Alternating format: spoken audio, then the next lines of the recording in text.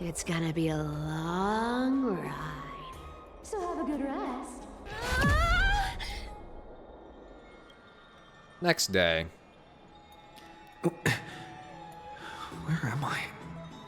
Is this my room? How did I get back here? Well, she's gonna be an interesting person to travel with. This is a coin? It was Cypher? Had she even tucked me in? Why did she tuck me in, bruh? Never mind. It's getting late. I'd better get going.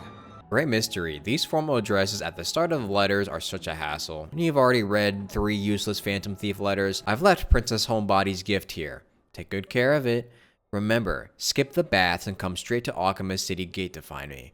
You know I have no patience. Come late and I'll leave without you. Clear? P.S. Yes, I'm the one who tucked you in. Aw, how nice. And she gave us the do back. Okay. Wait, my question for all of this, where's Mem at? Is Mem not coming with us? Bright and sunny. Just the weather for farewells. You're here. Yeah, what's up? So, it's just the 3 of us? Totally. The trio team is the best set up to reach the finals. No need, I already told her. She's fine with it. You sure know how to put me in a spot, Casterus. I need to travel with you, but I can't touch you. What a bother. Well, you don't have like anything to carry us with or something? Sorry. Aw, I was just teasing. Don't take it to heart. Did you know that the legends say you have to put an obol into the mouth of the dead or over their eyes if you want them to successfully cross the River of Souls and enter the Netherrealm? That's the fairy fare for entering the Netherrealm. However, I honestly won't ask you to pay this time. I'll pay. Oh, nice. And then we'll just have to go through the motions. Well, you're the one who took 80% of her net worth, so I would hope that you would be the one paying.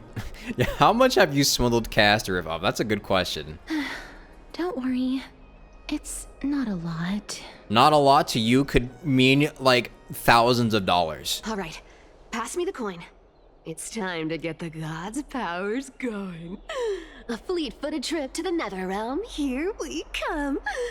Oh, one last thing before we go. I gotta give you this piece of advice, especially to you, Princess Homebody. You can't catch the wind by waiting. You only live once, so make the most of every moment you have. Get ready, be steady. Hi, your turn. Sure. Don't be nervous. After all, it'll be gone in the blink of an eye. Wait, we're going so fast. All done. Bye-bye. Wow. Well, that's useful. Are you feeling all right? Where am I? Are we still in Emphorius? She's the demigod of trickery. When she flips the coin of whimsy into the air, she gains incredible speed that lets her travel anywhere in an instant. Oh. Just like how she clearly had no intention of lingering here for even a second longer. We can only depend on ourselves for the rest of the way. Don't worry. Mem's here to help. Oh, there you are. Ma'am, did you pay your fare? I don't think I even meet the height requirement for the ticket, so I won't need one, right? Oh my god, freeloader. This is Styxia, the city of dragons and waves. Anaxa hypothesizes that the missing Thanatos is somewhere in these ruins. This is the land of their birth. Or perhaps of their death. Ha! I know this one. They returned whence they came. Anaxa had used a secret alchemical art to temporarily fuse his soul with Circe's and Kephale. And when he was on the verge of death, he was pulled by Thanatos and caught a glimpse of the flowing river of souls. This alchemy, considered a sacrilegious act, might actually make the souls of mortals and titans attract each other. Even though Thanatos has been missing for 1,000 years, and even their followers haven't been able to find them. Perhaps that special attraction could summon them here. Oh, so are we going to use that Philosopher's Stone to conjure the Titan? I guess that's the only way. The only leads we have now are the name of this city and the fairy tale about the dragon. Oh boy. Thanatos is even more mysterious than I am. Indeed. Even one as erudite as Anaxa could only point us to this place, and no further. We will be entering the unknown as soon as we take our first steps. But that won't be the first time in my long journeys. I believe that, rather than standing still, taking action is by far the better option. Yeah. Perhaps fate might take pity on us today and show some compassion. Go back whence you came. Go back. No, I'm good. Ahead lies the realm of the dead. What a beautiful butterfly. Is it talking to us? This is a eulogistic butterfly. They are found in places where many have met their demise. In Idonia, some think of them as manifestations of Thanatos' benevolence. By turning the lingering obsessions of the deceased into these creatures, it is as if the Titan has made life into a specimen. Others think of them as Thanatos' messengers that guide the departed to the nether realm. The second theory sounds more believable. After all, the things they're saying are rather, direct. Yeah. Perhaps. But the fact that we're able to hear their whispers proves that we're fast approaching the realm of the dead. Well, let's take a look inside, shall we? These shadowy figures. Are they illusions reflected by the River of Souls? Mommy told us to go ahead first, but she's still not here yet. 1, 2, 3. I don't even know how many days have passed since then. Perhaps Mommy will be back once you finish counting the days on all 10 fingers. 1, 2, 3. It's been much longer than 10 days since we left Mommy. I don't think Mom's coming back. Strange. For reflections in the River of Souls, they seem oddly animated. Yeah. But, Master, did that lady really lie to us? The Centurion personally instructed us to inlay the inscription into his shield, but now she's taken it away. My child, that shield can never be cast, and there's no need for it anymore. Yeah, bro, you good? Come, child. What is the name of that Centurion again? Actually, never mind. Forget I said that. I'll wait with you for her to come back. When that happens, you'll be able to keep making shields. Don't be afraid, pal. Let's open our eyes wide, together. My eyes are wide open, trust me. You want to buy any fish? Huh? He can see us? Wait. More living people. I'm not selling my fish to living people. You lot are too shameless. What? Buying fish without paying. If I ever see her again, I will... Oh? Could it be that you're all dead souls that never achieved rest? The Nether Realm does not exist. Titan rejects you. Me. Jesus, man. Jesus. Did they suck the air out of the fucking studio when they made this line? So, do you want to buy any fish? But there aren't any fish nearby. Other fish gone. The people are gone too. I can only keep selling fish. So, do you want to buy any fish? I think these are people like stuck doing the same thing over and over again because that's basically all they could do. Apologies. I don't have much in the way of savings, but perhaps there's another way for me to release you from your suffering. Please relax. May you fall asleep peacefully amid a gentle field of flowers. This. I knew it. These people aren't illusions. They're the souls of the deceased. They're supposed to reach the end of the west wind by floating down the river of souls. Yet, they have floundered upon the shoals of the stream, unable to move forward. Did Thanatos reject them? Or perhaps they didn't really die at all? Well, he did say that the land of the deceased doesn't actually exist, or it's just an illusion, and the Titan rejects us. So, are they in the same situation as me? I have no idea. This circumstance is completely unprecedented. Hang on. Didn't he say more living people? So that means he's seen other members of the living apart from us? Could it be that these souls are stuck here due to someone's deceit? If something is done out of goodwill, are you really gonna call it deceit? Oh my god, Cypher. Goodwill? I can't see anything good out of... Wait a minute.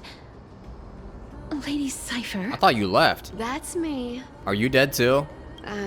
I still belong to the land of the living as of now. Thank you very much. Could it be that you are the living being that those souls met? I couldn't take their behavior anymore. So I stole some things here and made up some lies there. Bruh. Just trying to give them something to look forward to, you know? So that's why he was saying that we're fucking ungrateful for taking his fish. You're an ass. It's because of vile living creatures like you that we're being misunderstood by all of them. What else am I supposed to do?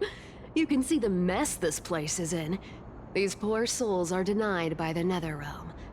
So now they're stuck in a few brief moments of their life. Unable to move forward or back. Yeah, I guess that. Did you see those two blacksmiths on the way? They've been here for as long as the sun's been around, wailing over and over about casting a shield. Styxia is so freaky. Then why have you come back, Lady Cypher? Hey, I'm not here to aid your adventure. I hate water more than anything else in this world. Especially that stinky river of souls. Just like a cat would. But, I just discovered some stuff before I left. And I reckon you should know about it. It's about that boy who defied death. I found traces of him here. Lord Mighty? Oh, my day. Oh, right. That's his name. Well, now you know. As for whether that info is actually useful, that's for you lot to figure out. So long, Princess Homebody. So long, Grey Mystery. Huh? She disappeared just like that? Yeah, she does that. Lady Cypher has always been a free spirit. In any case, she has brought us some valuable information. Yeah, what is Mighty doing here, bruh? If he's fighting the Black Tide, does that mean the Black Tide got here for some reason? If Lord Mighty is also somewhere along the river shoals right now, then he will certainly become our signpost. After all, he's different from those wandering souls. He will find his way, even in the realm of the dead. Speaking of finding the way, how are we supposed to get over there? Don't worry. It's time for me to shine. Ornyx's rune of recollection is nearby. Use prayers to return the river to before it got flooded. Oh, of course. Why didn't I think of that? Ornyx's miracle has appeared. Amazing! It's like we're inside a giant bubble. Even the river got parted. Wow. Huh. So this path actually didn't exist back then? There are wandering souls of the deceased here as well. We must first return to the present before we can communicate with them. Ah, by the looks of it, you must be the foreign warriors that the Queen had mentioned, right? Since the current campaign requires the utmost care, I wasn't able to make time to welcome all of you. Please, forgive me. Foreign warriors? A priestess, a warrior, and a divine beast. You look identical to the blessed saviors that the Queen described. You really are just a divine beast now, man. Yeah, no healer on this team, though. What the hell? We're fucking sustaining this team. A campaign? Who are you campaigning against? Nobody knows. As of now, of the scouts that went ahead, only one has managed to return. He says that the land ahead is a forbidden land that should not be approached, as it is the doorway between the netherworld and the mortal realm. As for the rest of the scouts, they've completely lost their souls and are decaying by the day. While there is still dissension within the city, the scholars agree that this calamity was so unprecedented that it needed to be given a new designation. An unprecedented calamity. Could it be death? Monka. It seems that you have indeed heard about this. Well, death is just one of the possibilities. It's too early to come to a definitive conclusion. A world that has never seen death. Looks like these people lived in the era Chrysia before the Calamity Titans descended upon the land. May I ask, where is the scout who managed to come back? So he returned to Styxia. He only had enough left in him to last no more than half a day. However, it was his intel that convinced us to rally together. He said that he witnessed the demonic specter of an evil dragon at that treacherous land. Oh. The apparition opened its giant maw and devoured everything in sight, and thus brought Styxia that thing called death. Styxia. An evil dragon that brings death. Sounds familiar, huh? It all sounds rather familiar. Yeah. Wait, wasn't this part of that fable? Yep. Sir, could I ask how the Queen and Princess are doing? The Queen? By the looks of it, you must be the foreign warriors that the Queen had mentioned, right? Is he set to loop on repeat? Oh, it's the same lines. Looks like he's still trapped in the moments before his death. Leave it to me. Sir, the war ended long ago. Styxia no longer exists. Styxia is no more? This cannot stand! Newcomers, hurry up and go take your positions! Oh, looks like it's difficult for this gentleman to accept reality. Yeah. He is a soldier after all. Sir, I am the Maiden of War, sent here by the Queen herself. If you accept my blessing, then today's battle will be smooth sailing. Maiden of War? I've never heard of this. There's little time to waste. Please don't take too long. Don't worry. I'm typically unwilling to prolong such a moment. Is it over? Have we won? Cass, oh, are you all right? I'm fine.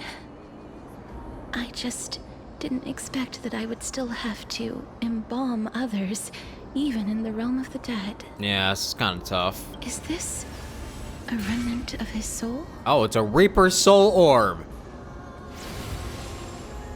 Well then, why should I place my trust in you, A Goliath. holy maiden from afar? Wait, this is... A memory from the past? I don't quite understand what you're trying to say. Since the prophecy has already pronounced your name as Chrysos' heir of death, Arkema ought to treat you as an esteemed guest. However, you seem to have no intentions of concealing your involvement with the Council of Elders. while most likely being aware of my issues against them.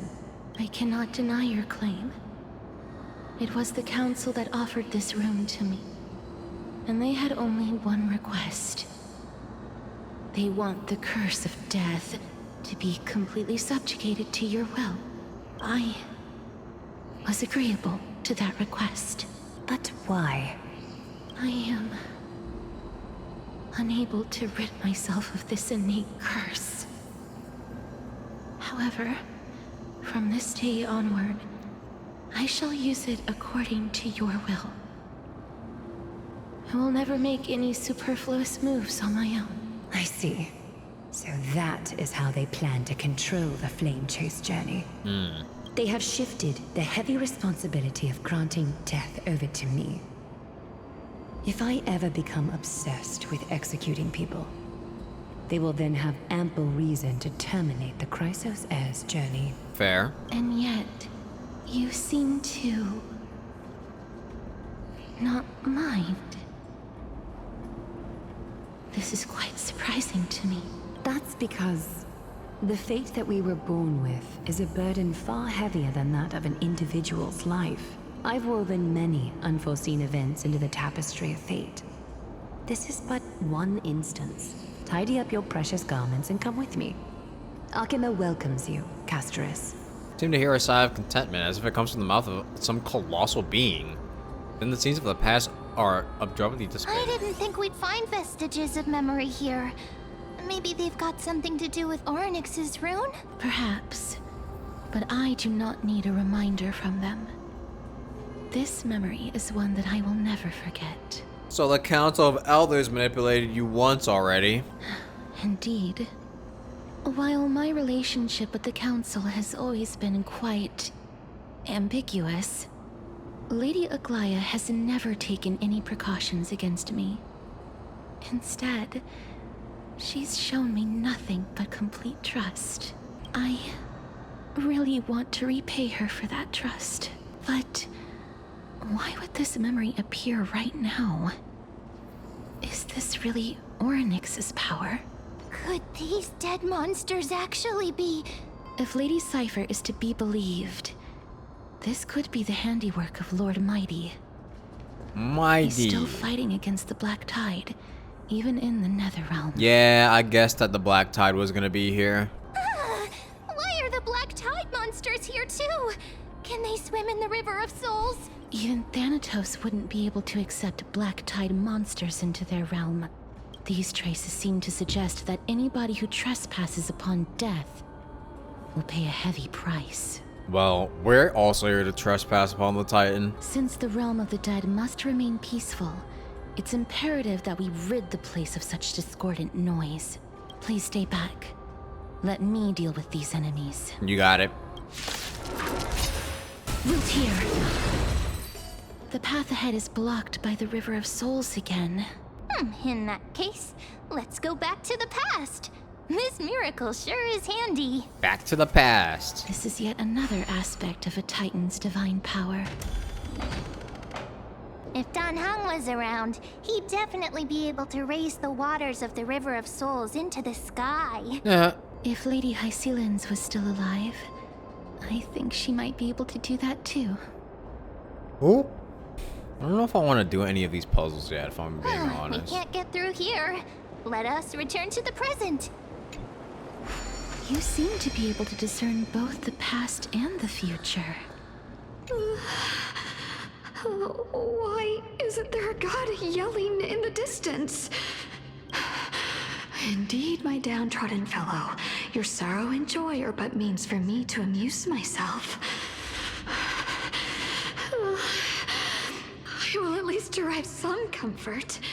If all the tears that I had shed were determined by some mightier being above. It's you people. You people? Oh, this place. Must have been a beautiful courtyard in the past. Please excuse me. I am but a scholar from a distant land who had the misfortune of falling into the River of Souls and turned into a member of the dead. Huh? This one seems to know that she's already dead. Oh, I was merely speculating. But it seems I was right. Good job, man. And you... I recognize you. You're the Holy Maiden of Death from Idonia, right? I'm sorry. I cannot bring you back to life. However, should you desire it, I can end your prolonged limbo. I'm well aware of that. Even if you were able to revive me, I would never choose that option. That's because I didn't fall into the River of Souls by accident. Instead, I leaped into it to seek my death. Oh, damn. Why? If you could see the life I've led, then you would not reproach me so. My life was far too miserable. But I did not expect things to stay the same even in death. What a joke. In escaping my mortal life, I've entered a millennium of pain instead. Circe's above. What cowards humans are. For we fear both life and death simultaneously. I shouldn't laugh at that. That's so fucked up. It really is a fucked up situation, but like, damn. I'm sorry. I am also powerless to answer that question. That's all right, Holy Maiden. At least you are able to respond to me. Please, grant me death, Circe's above. Does this count as thinking till the moment I die? Yeah, I can't imagine what it'd feel like to roam around this void for centuries. I have seen too many farewells. Her distress is quite commonplace.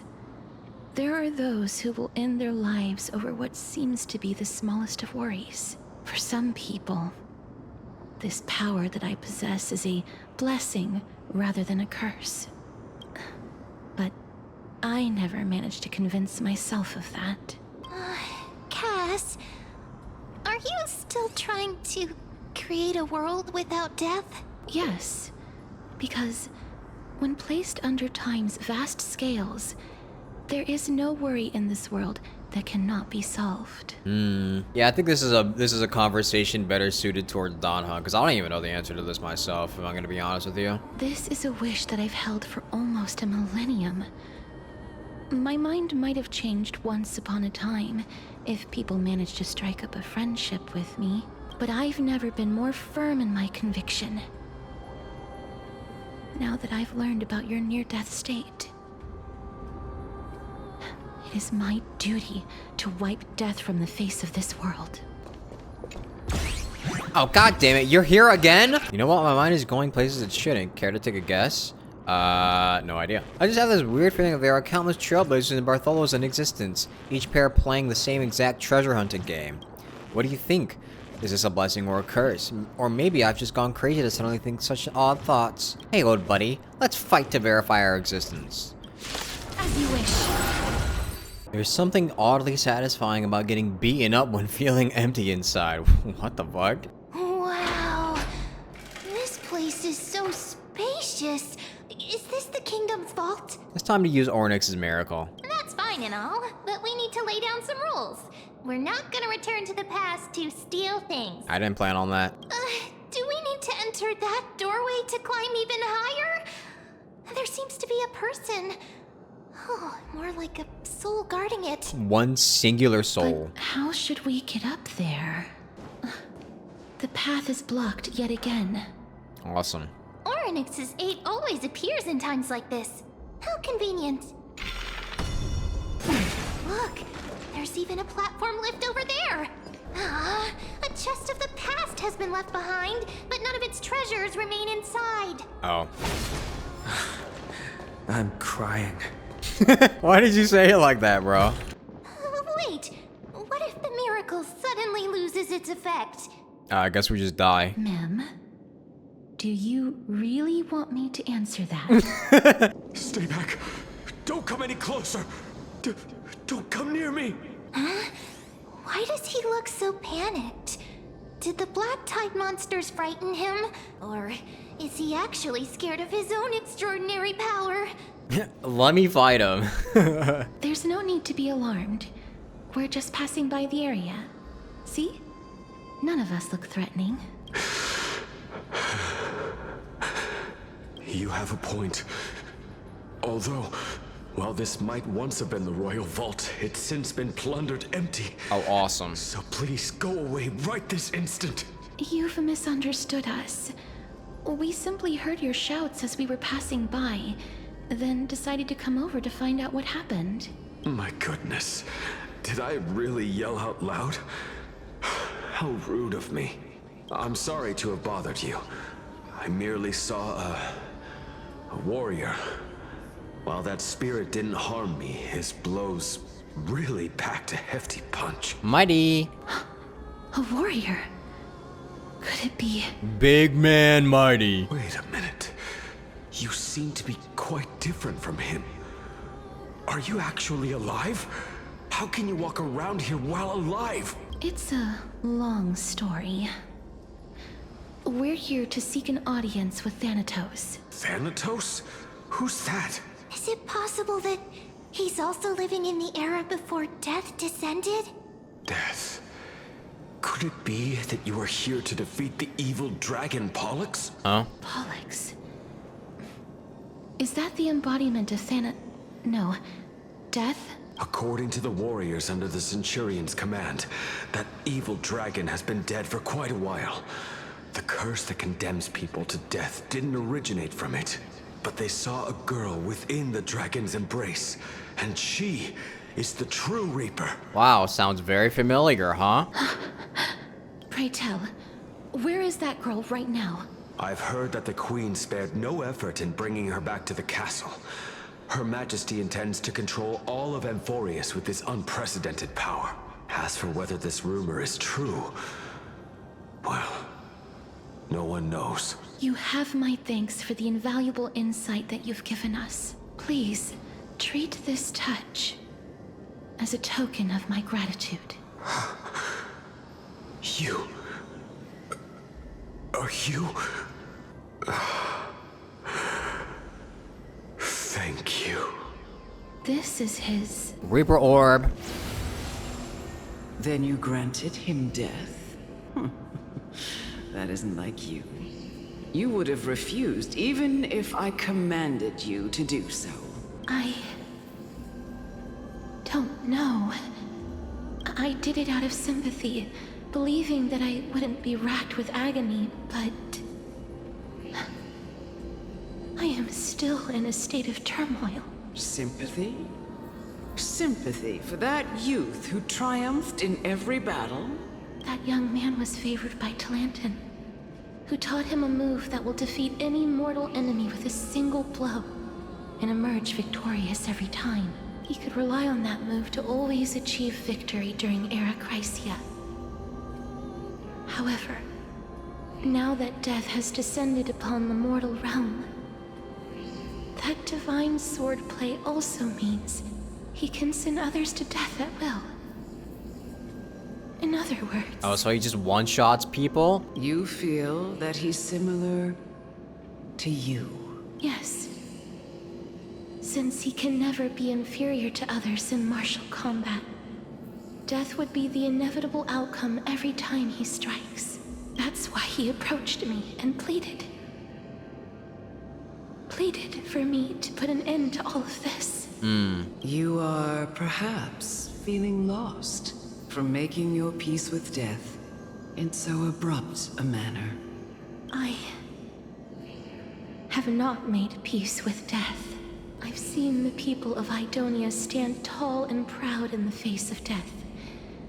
Even before the fated finale arrived, they were already content with the lives that they'd lived. They had such proud expressions. Expressions that made me believe death would be an insult to these mortals if the concept is truly a power that a god had carelessly cast down upon the world. Perhaps death's authority was never meant to exist in this world. Just like how I shouldn't exist. Oh, don't say that. I won't refute your beliefs for now. But would you be interested in listening to a story of mine? It's a fairy tale from foreign lands, told by the person who brought you to me in that ice field long ago. A tale told by the Queen of Styxia. What?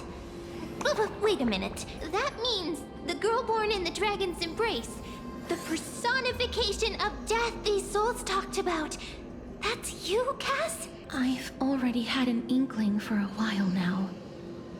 But I honestly have no memories of Styxia. My memories only begin after Amunet brought me to Idonia. I have a Don't theory. look back. Keep moving forward. Always. It's yet another eulogistic butterfly. I have a theory that if Castorus was born from the embrace of the dragon, if you remember what we saw, where we saw like the previous like Chrysos eras or like Titans before, like that lived way before us, we saw Castorus's figure with her sister, and they both ended up dying. And Castorus is here, but she doesn't have any memories of any sort of life before Idonia. But we haven't seen any signs of her sister at all. What if that sister is actually the dragon Pollux? That's all I can think of, because there's no way that would have shown off the existence of those two twins if it wasn't like some sort of hint. So that's my theory. That's my running theory so far. Because, you know, what else would it be? We'll see though. This is... Living ones? Oh, could you be the scions of Styxia? Did you hear about the great work that I'm doing here, and have thus arrived to give me the last material that I need for transmutation? Great work? Have you heard of the great name of Pollux, perchance? Yes, I have. Its pilot is probably right here. You don't have to describe it like that, mister. You have? Then that's good. During the age of myth, a time likely before your birth, I was the unsurpassed zenith of alchemy that none could reach. On the shoals of the River of Souls, I shall make Pollux soar again and bring death back to the world. But didn't that dragon already bring death to the world? Oh? Looks like you don't know the whole picture. Well, it's true that the missing girl can grant death to mortals. Pollux, the one who delivered her onto this world, makes it so that humankind cannot die. Huh. So, it's just as I feared.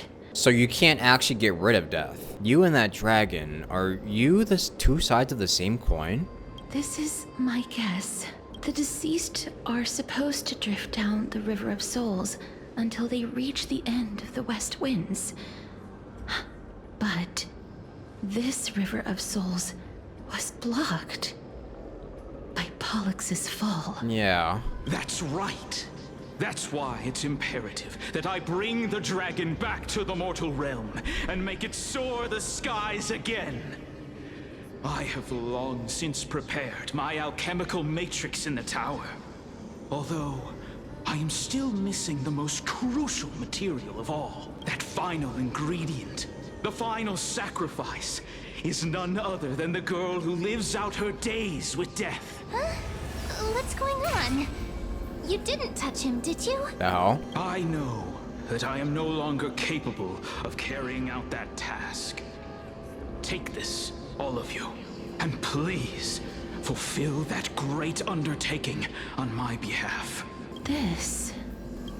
We had been inebriated in Fagusa's feast for too long before we began to seek divine bestowed death, so that we could be freed from the whims of fate. However, that brought doom upon us. Instead of summoning a supreme god, we encountered a monster that cut off the River of Souls. That detestable dragon Pollux denied all the dead from the gates of the Nether Realm. Unable to rest in peace, these departed spirits engulfed Styxia like a roaring tide. As a result, my city and its people no longer exist. That child is the only person whom I managed to save. Born within the evil dragon's abdomen, she has possessed the talent of death since her birth.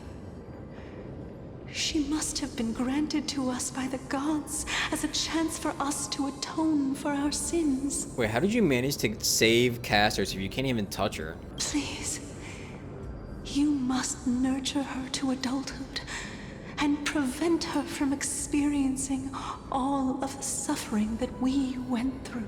Wow. I promise that I will care for her as a mother, that I will protect her from the evils of death. By Phagusa above, thank you for your kindness. As her mother, please bless this child with a name before I am swept away by the River of Souls. Please, let me know how I should address her in my next life. Oh, like how a transient raven butterfly, a fleeting papilio castor, perches on the twig of death. Castorus. That shall be her name. Nice. That's where my name comes from? I guess.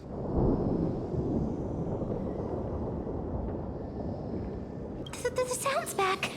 What is making that ruckus? Ah, living ones, don't waste your time bickering. The Netherrealm's wrath is falling upon you. Black Tide creations.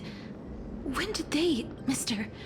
Please fight them with caution. Be careful not to suffer the same fate as those Black Tide creatures. I got this. Everyone, hide behind me. Oh my god, another one? Now how are we holding up?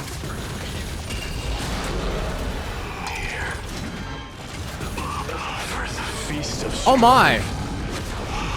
Oh my god, he's too tough! You? Oh my god, and he's dead. What the fuck happened, bro? Lord Mighty? Wait, so that's why they said he was dead before? I missed you so much that it almost killed me. Pun unintended. Lord Mighty, you've been through some tough battles once again. That black tide is endless. My death is only temporary.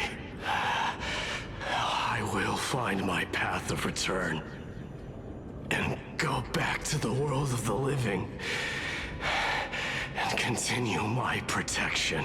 Lord Mighty, I have always wanted to. Why does death reject you? I'm the one resisting it. I must resist the temptation to go with the flow. I'll go against the current and kill my way out of this cursed nether realm. That is my destiny. Yeah, he seems to be stuttering. It seems like he's completely focused on resisting the temptation of the dead's whispers.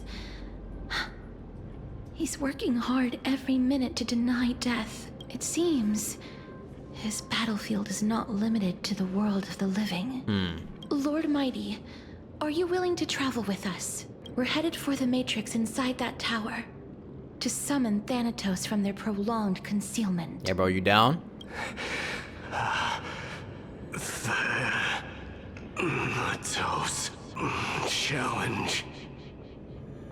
Death. That's right. If we can work together and defeat them, you won't have to be troubled by the curse of immortality any longer. Let's go together, Castorus. Let the person who has brushed against death countless times guide your way. Cass, are you sure you want to do this? The alchemist said he wanted you to be a sacrifice. I'm not afraid. There's no reason for us to turn back anymore. Rather than standing still, taking action is by far the better option. Perhaps fate might take pity on us today and show some compassion. Yeah, so let's go. This is going to be difficult. This is kind of pretty though. Look at that. Like, look at that. That's kind of cool. That's a cool shot. Didn't Castrum Kremnos also have this? I'm familiar with this kind of mechanism, but I've never repaired broken chains. If I was more powerful, I would be able to carry one person with each limb and fly the four of us to the other side.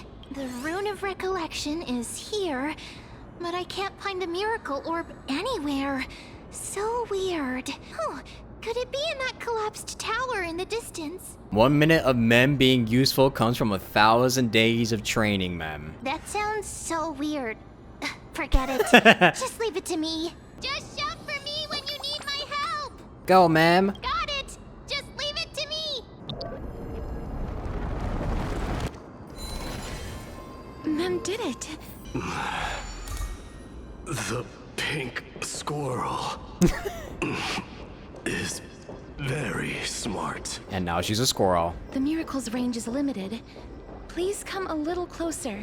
I'm gonna like walk off the edge, bro. Aren't I a good fit for Orynyx's priest? True. Of course. You're the most competent priest ever. The alchemical matrix should be behind this door. Tribby? Is that... Trienne!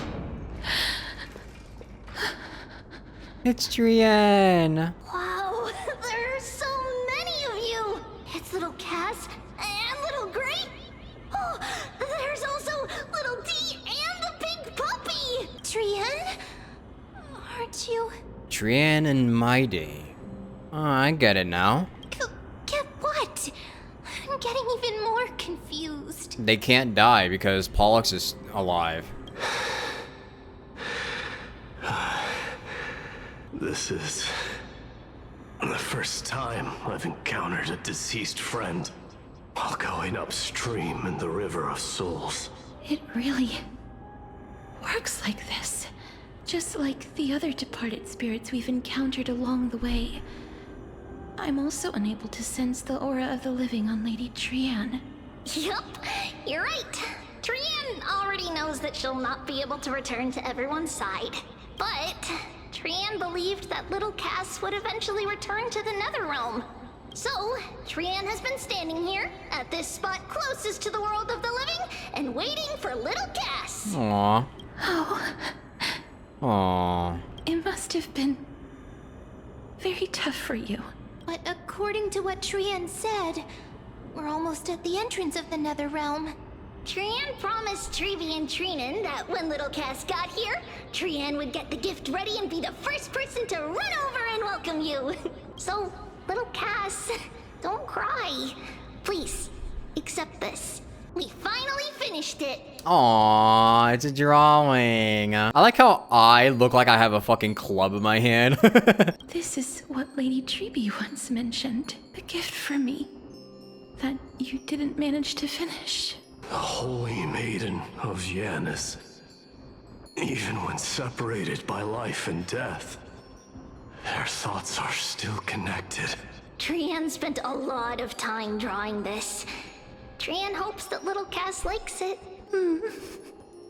Seriously? It's seriously a wonderful drawing. Lady Trienne. This is our flame chase journey. Little Cass, we don't know what your journey was like before. Trevi has always said that it must have been a very harsh and frightening journey. But little Cass no longer has anything to fear now. Because everyone is here with you in this flame chase journey! Yay. That's right. Only now, when I see Lady Trienne's gift, do I realize that I've already obtained so many things I would never have dared to dream of since I embarked on the flame chase journey. It's the first time I've gained so many companions. The first time I picked up the hobbies of crafting and photography.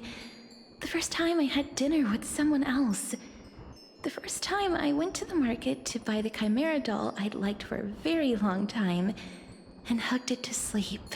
The first time I wore a dress personally made by Lady Aglaya.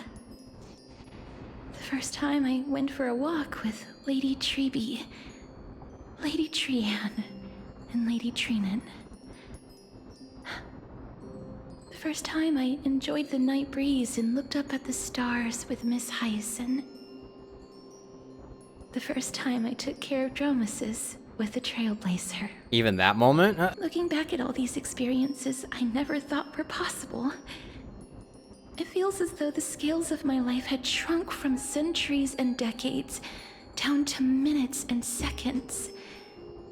And all of them are so precious.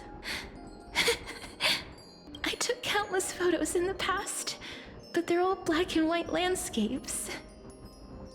I don't have a single one with friends. If I had known, I would have taken more pictures. Then shall we take one now? Trianne says yes! Trianne likes little Cass and would love to take a picture with little Cass. Sadly, being departed souls, our images cannot be captured in the world of the living. It's the spirit that counts. I thought so too. What? Are we seriously going to leave any room for regret? There won't be any regrets. This vivid drawing surpasses any photograph from the world of the living. Little Cass smiled. Treeby, Trinan, and Trianne's wishes finally come true! I remember you once said that fate is not the flowers that bloom at the end of the road, but where people tread beyond the gate. Now, the path that belongs to me is about to reach the end. Thank you for bringing me the final key. Key? Little Cass, why are you talking in riddles all of a sudden? I have a feeling that soon, this gift of yours will become the key to saving Mister's life. Wow, that's amazing! Then keep smiling and carry on bravely! Little Cass, Little Gray, everyone, see you tomorrow! See you tomorrow, Trianne. With a blinding smile, she disappears into the thin fog. Lady Trianne. I see you back there, Cypher. The aura of this place. The aura. We have indeed reached the end of the stream of souls. If I go any further, I might lose myself. I must leave now, for the black tide still wreaks havoc in the realm of the living. Don't you want to know the truth behind Thanatos? I seek not to enter the door to the nether realm.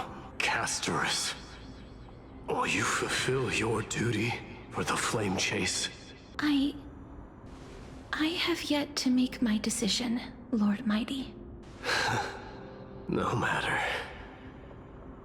Make the choice your heart desires. Even if it takes 1,000 years of waiting, I will continue to fight till I die. Then rise from death till the miracle descends. Tough. He's so tough, man. God, he's so fucking cool. There is one more thing you should know, Lord Mighty. What is it? Professor Anaxa may have deduced the principles behind the Era Nova. You and I may be reincarnated as strife and death in the next cycle, becoming calamities wreaking havoc upon the world. I see. Yep, so y'all become Titans, unfortunately. The cycle repeats. Is that all? Are you going to accept such a fate without complaints? Do you have a strategy to shatter the shackles of our fate? I haven't found it yet. Perhaps I never will. Then, Cease wasting your thoughts on futile matters. Control what little you can. And when fate's inescapable grasp comes, resist it with the strength of your mighty will. Gah. Thank you, Lord Mighty. I will find the right decision.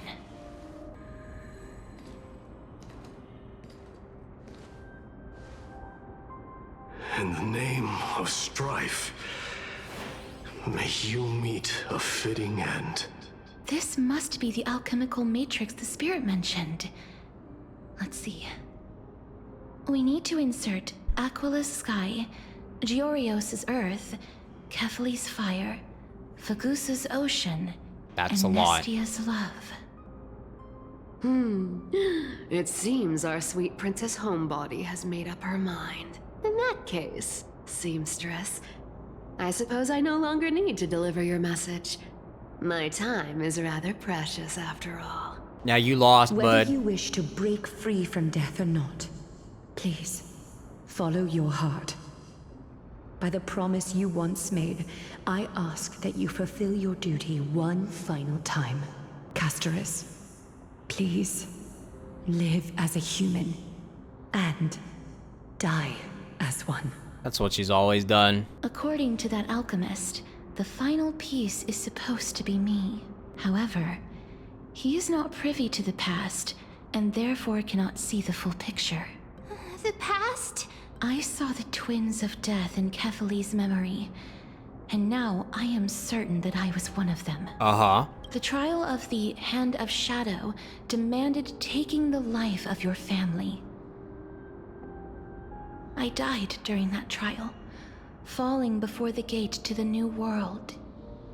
And my sister, whom I never met, became the Titan Thanatos of this cycle.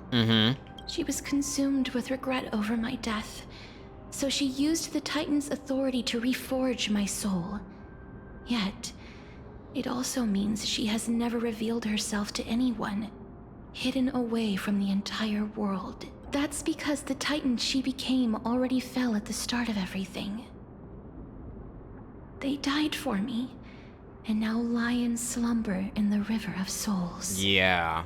You mean Pollux? Bro, I'm gonna be honest, that was kind of easy to guess because they literally gave us all the hints from the very start of this entire mission. That's right.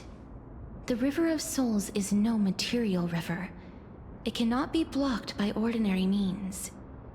Only a divine corpse can prevent the dead from reaching the next world. And that's why we have to awaken Pollux from death before we can retrieve the core flame of death. We have to reforge its body with the power of alchemy. But Cass, if that alchemist speaks the truth, does that mean you're also part of the dragon body? According to those departed spirits, I was indeed born as the dragon's twin. But before we talk about that, have you heard the sighs? The sighs? You sighed many times on the way here. Yeah, I didn't hear them, but... No, not from me. The sounds that come from the memories when we were collecting the souls. Ah, I heard them too. So what are those? I think it's probably the sign of Pollux's wish being fulfilled. They must have realized how heavy a price they'd need to pay when they used their divine authority to resurrect a dead woman. That's why they exerted every ounce of their strength to send me to Styxia, a city that called for death, a land where none is hostile to death.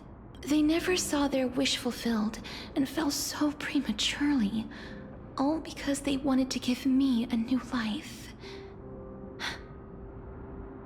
Pollux must really want to know how their sister has been after giving their all to save her. That wish is the reason Pollux's soul still lingers in the mortal realm even after their fall, quietly watching and documenting every detail of their sister's life. Ah, so instead of picking up objects on the way here, we were instead showing things to a strand of yearning that lingers here. Now, we must weave these yearnings together and restore them into Pollux's complete soul. I see. But all of this is just a hypothesis, right? What if we go through with the ritual and it turns out totally different? That's fine. As Professor Anaxa often reminds us, such is the nature of alchemy. The true outcome can only be known once the process is complete. True. This is why alchemy is also known as the miracle of creation. Now, the puzzle of Pollux's yearnings is nearly complete, with only one final piece remaining. I shall reveal what they have been yearning to know in the alchemical matrix. I will show them my whole life since I left Styxia. Lady Trianne has already drawn a picture of my entire life, and it is now in my hands. Yay! Thank you, Trianne. Then, let the ritual begin.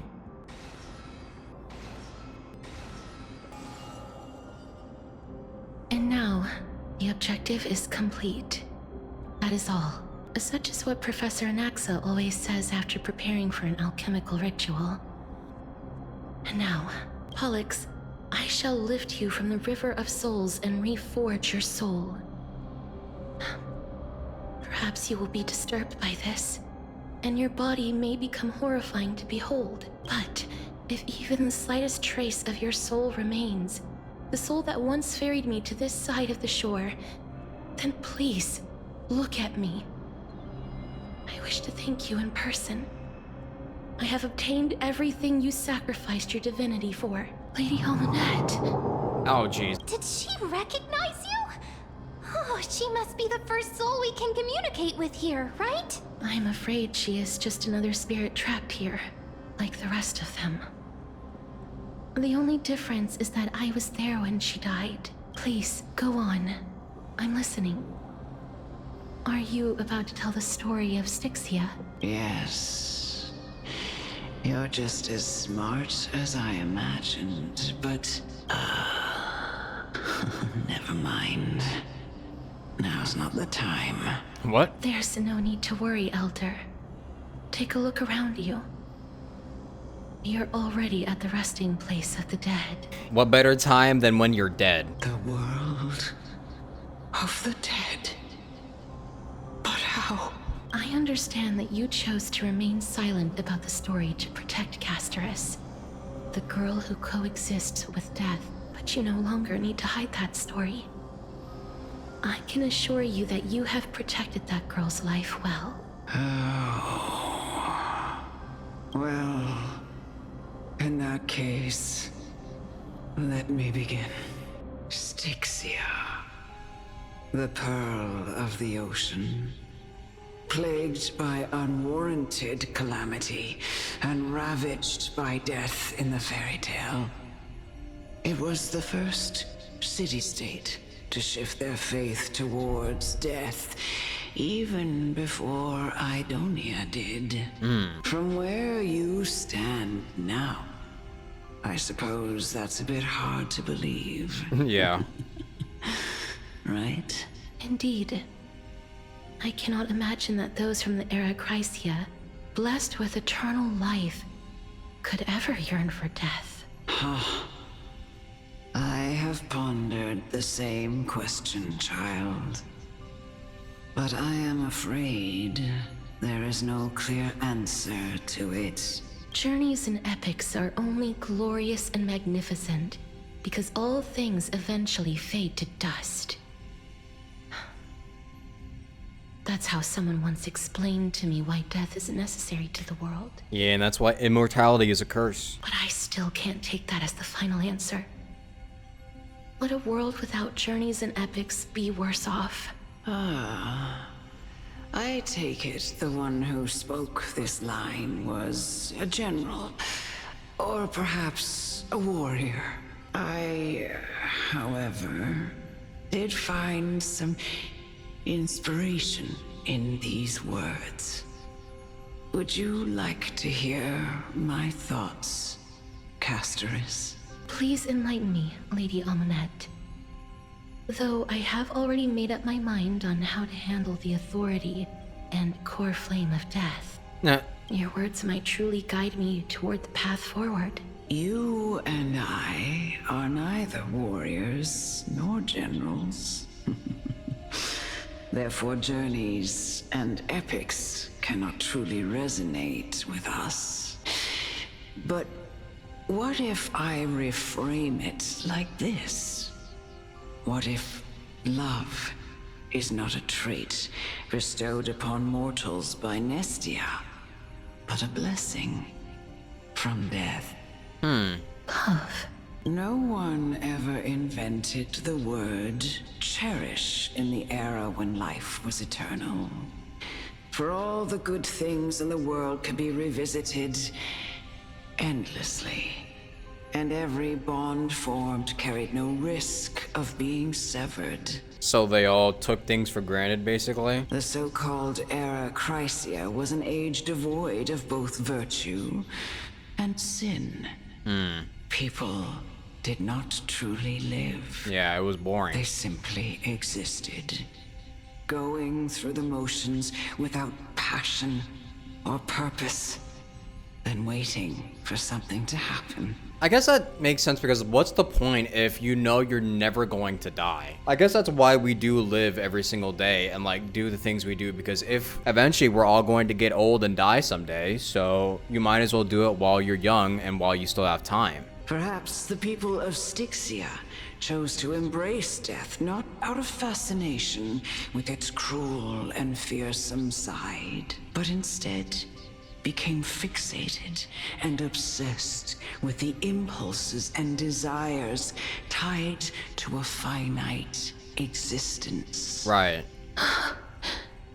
Therefore, death is not a thing of fear and desperation, but... That's right, Casterus. It is the reason we shed tears when parting ways, and also the original spark that ignited the passion of mortals. If you truly intend to deprive the world of death, then be prepared to witness it return to a state of stagnation. Yeah. I understand, Lady Amunet. Our limited lifespan shapes all that we know and love. Not even the Death Titan has the right to take that away from humankind again. Nestia's love was the chrysalis of Gold's first blessing, but it most likely wasn't understood by mankind.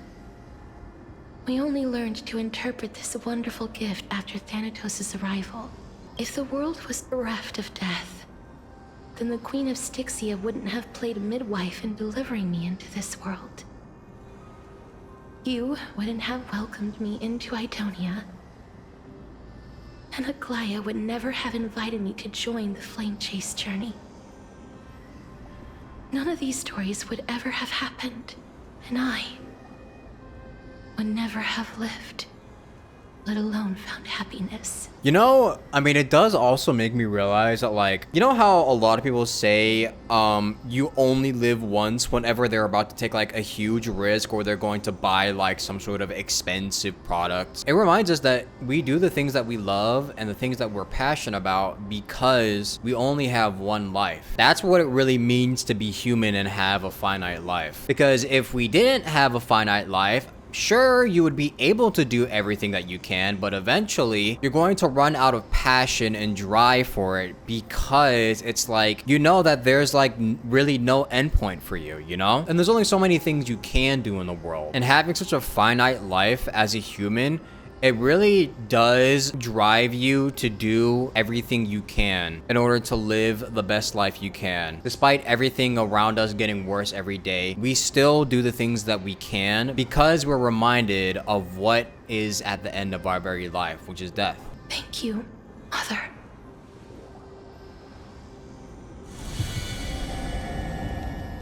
I will use all the love I've experienced in this long life to complete the final miracle. My teacher, Anaxagoras, grant me the wisdom of all things. I call upon thee, the stripped dead dragon's corpse.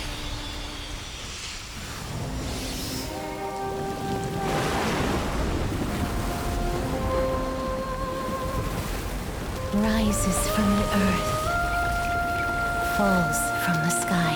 Egg. As above, so below.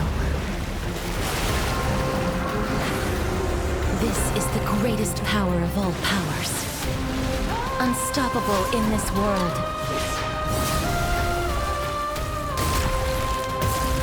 The great work that commands all death. Oh, here we go. I shall grant you embrace. Well, that's fucking cool. I shall remember. Is the girl who once saved my life truly gone? Or will you show yourself again once we eradicate this hatred and regret?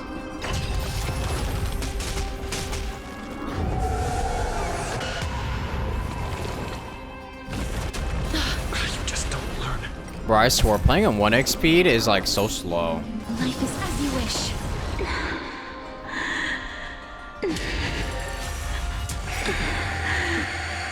And I know you're anxious. Shh. Don't be afraid. Please, wilt here. There's no more need to weep in grief. I will grant you peace. Yowzers. Pollux. Yes, it's me. I'm back. Be careful. They may be moving by instinct, but there is fury welling up within them. Oh, jeez. May death protect us!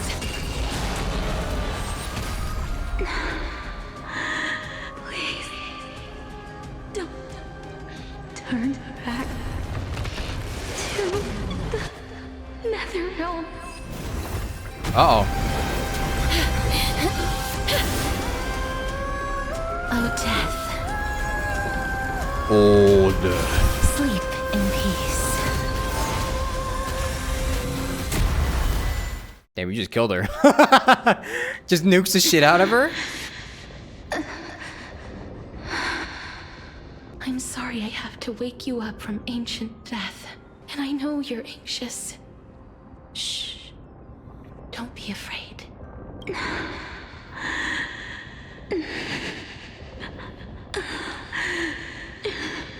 Do you remember me? I'm the girl you once carried across the Sea of Souls. I'm sorry I wasn't able to remember you. But with the help of many people, I was finally able to pick up these broken fragments of my past. I'm back, Pollux.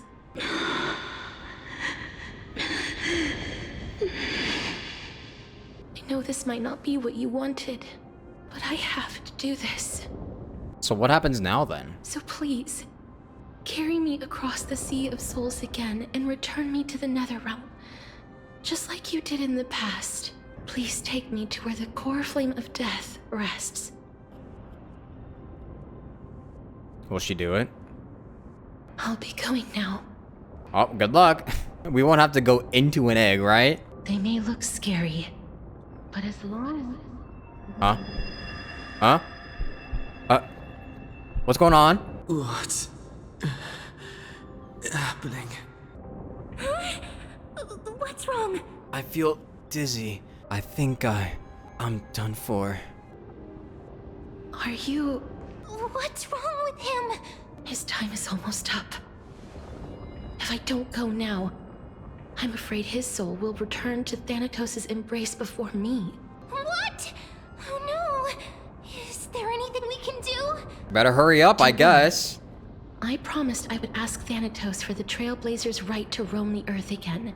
Mem, stay here and keep a close watch until I return. All right? All right.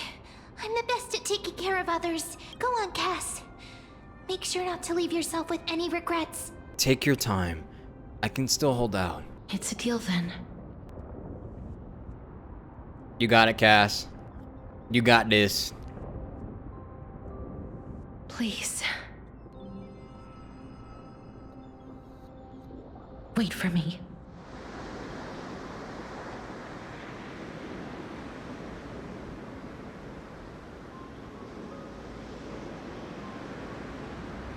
After all that, you still ended up back here.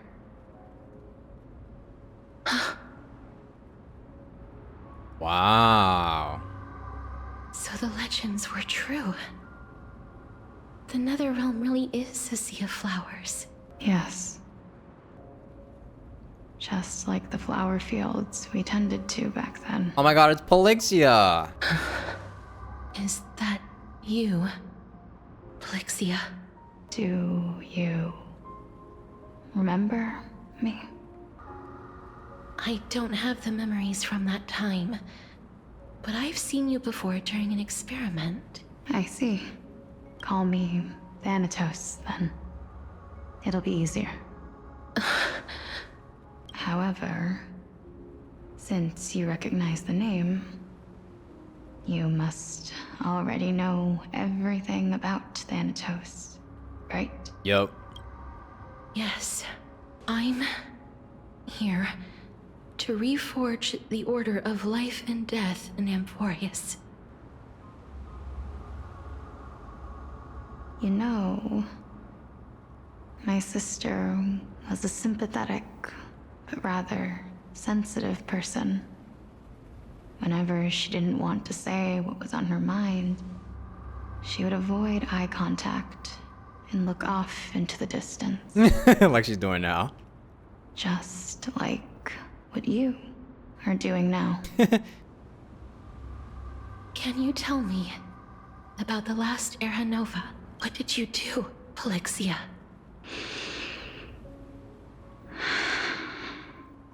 Where should I begin? I suppose we can start from the beginning. A long, long time ago, there were a pair of like-minded twins. As foretold in the prophecy, they were chosen to be successors to the god of death. But fate was cruel. The price of attaining divinity was to take the life of our closest kin with our own hands. That trial was indeed recorded in that memory. Then you should already know that my sister voluntarily gave up her own life so that I could ascend as the demigod of death. But I couldn't accept that. Why did we have to kill each other for a future she'd never see herself? That's not fair. True. So, while weaving the laws of the new world, I shattered the forbidden bottom line for life and death. I reshaped my sister's soul and took the form of the great dragon Pollux to carry her up the River of Souls and back into the mortal realm. But our fates were already decided and manifested in unexpected ways in response to my futile actions. Aging is an unbreakable law of nature laid upon humankind, created at the same time as death. When the living die, their souls will meet Thanatos, who would determine where every soul goes. Now this is a beautiful arena. If the Reaper raises their left hand, the soul is granted death and allowed to enter the Netherrealm to await reincarnation. If they raise their right hand, the soul is rejected by the Netherrealm and returned to the mortal realm to continue walking the earth. That's why the Hand of Shadow can only lay down judgment and not embrace another being. Yes. Death was originally a pair of hands, but they were split in twain when we reached the mortal realm, never to touch each other ever again. The half of Thanatos that represents life, the undying human who grants death, that was the curse I forced upon you. Then, what about you? As the half of Thanatos representing death, I shoulder the fate of defying death.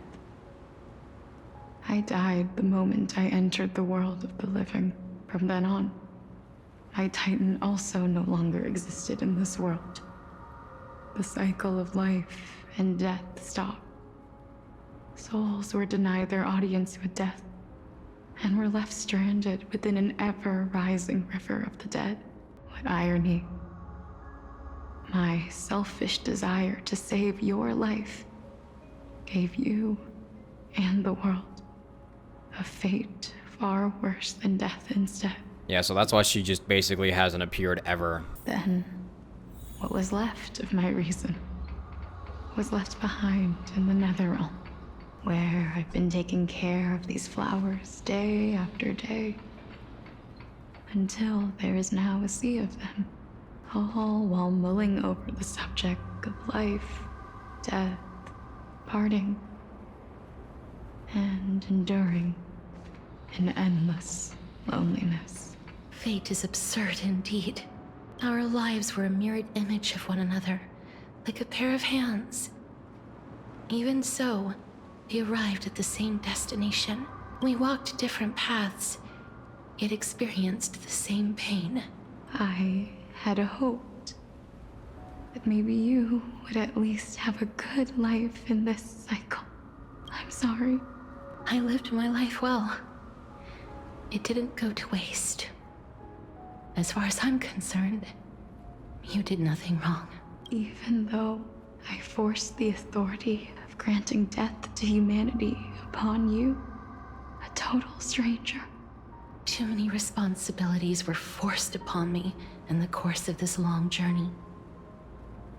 I was once lost, even upset, but I realized recently that if it weren't for your blessing, I wouldn't have understood the source of these emotions, nor would I have realized my purpose. I wouldn't have made it here to reunite with my missing half. And we wouldn't be discussing our past while sharing the same view of this landscape. True. I wouldn't have understood the meaning of our existence. The meaning of our existence. This sea of flowers blooms on dead land, because we sowed it with the seeds of our separation and watered it with our tears of loneliness.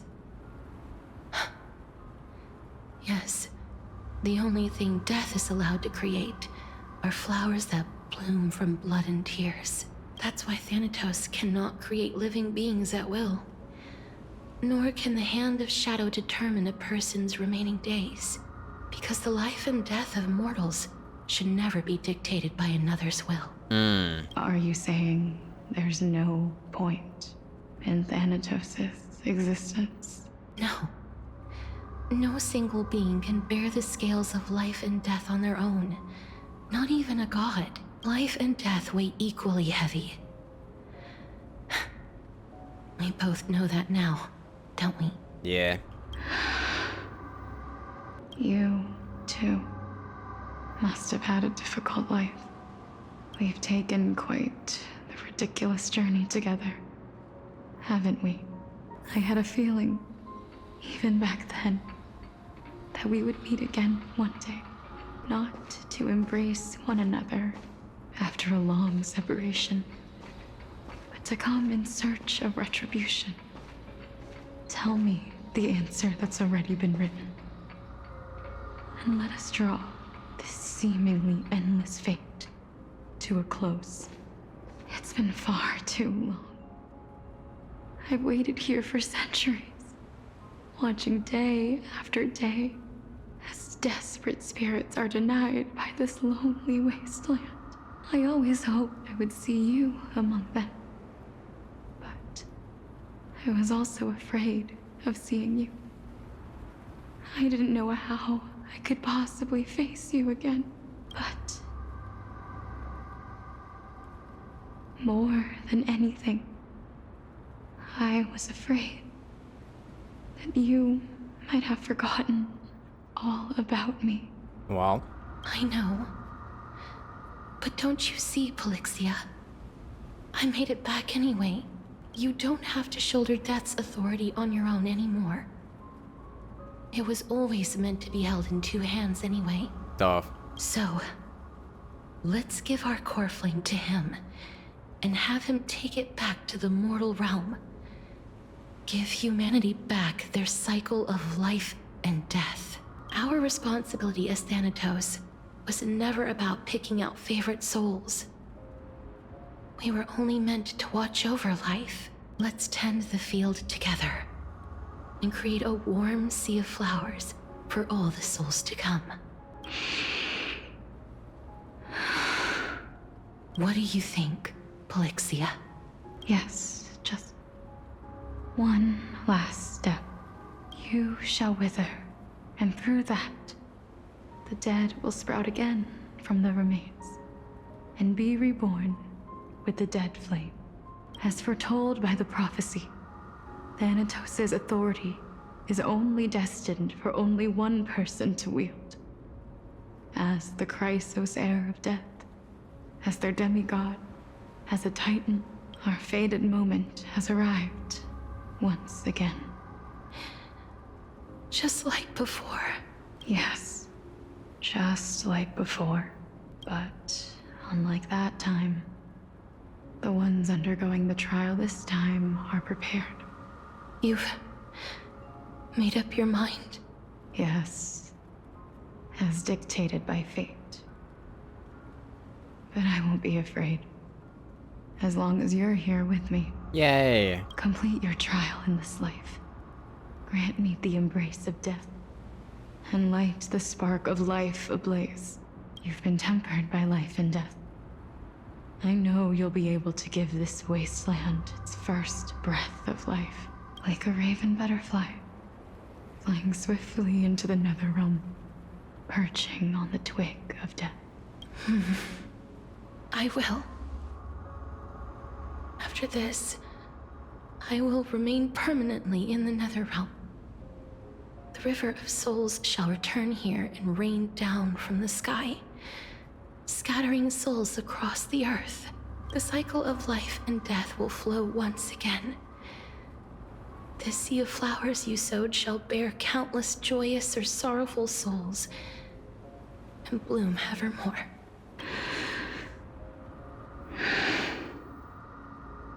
Thank you. Just one last thing. Can you grant me one wish? Of course. What is it? Please, don't forget me. I promise you, when we meet in the next world, even if I have endured another reincarnation, even if we do not know each other's names, I will still hold you tightly in my arms. Just like what I did when we were born. Casterus. Casterus, you're as beautiful as a fleeting butterfly.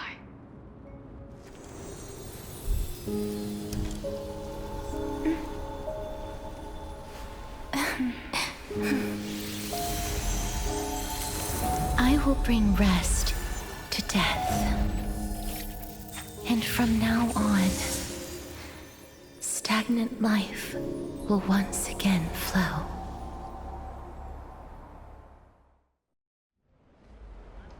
And now we're back to Anaxa having a fucking meltdown, bro. Time flies. In the blink of an eye, the 15th entry hour is already at hand. When this farce is over, your soul will be placed on the scales of life and death. Are you ready? No need to ask so many times. Of course I am. Then why do you drag your feet? Is your fear of crowds holding you back again? Also, he has a fear of crowds, huh? I simply find them too noisy. Paying attention to conceited fools like them would be an utter waste of my time. Such harsh words.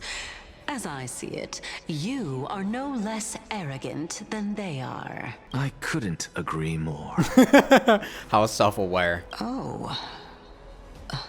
I did not expect to hear that from you. Are you not going to refute me? I know myself better than you think I do. At the very least, better than a stowaway like you. Damn. And they say men whose ends are nigh have but kind words. Well, that is exactly why I chose you. Should I thank you for the compliment? The hour of the trial has come. Do you have an answer for me? And how will you prove the veracity of your argument? I suppose there is no point in putting this off any longer. Do you recall where we stopped the last time? You were saying that Amphorius's history is cyclical. Indeed. The demigods that bear the core flames eventually become the new titans at the world's end. Remember what happened on the Holy Mountain? Calypso, Naias. As their destined ends approached, one by one they left this world, leaving only the twins, who are fated to succeed death. Unfortunately, while their journey is consistent with ours, you and Calypso, as well as Nikador and Naias, act as supporting evidence. I can only come up with a rough sketch for my theory of a cyclical history. For all the pains I took to reach this point, I had already lost hope of ever obtaining definitive proof. After all, the past is in the past. Proving that we are the legacies of heroes of the past is a hopeless endeavor. That is, until I met a girl named Polixia and her sister. If Castorus was truly sent from the past to the present for the Titan's self-serving reasons, then having lived through 2 cycles, and with Styxia as the pivot, she will no doubt be the link to connect all of this together. If the Twins of Death can bridge 2 cycles to reunite at the shores of the Sea of Souls, then my hypothesis will no longer be just a hypothesis. And you too will get the answer to your question. Well, that is all well and good, but how can you be so sure? If there is even the slightest error in your hypothesis, the girl will be shattered. Well, it matters not. The most important quality a scholar must possess is foolhardiness. If you are overly cautious, then you'll never have the gumption to make the first step, and change will never come. He's true. Besides, I, an Exagoras, am destined to overturn this farcical world. Come, let us go and teach those pathetic worms one final lesson. Phainon. So they are leaving the final debate to him. Said phainon? He's smart though, surely, even though he didn't pay attention in history class. Let those heirs who started this terrible war hear you. Let them hear the voices of the people!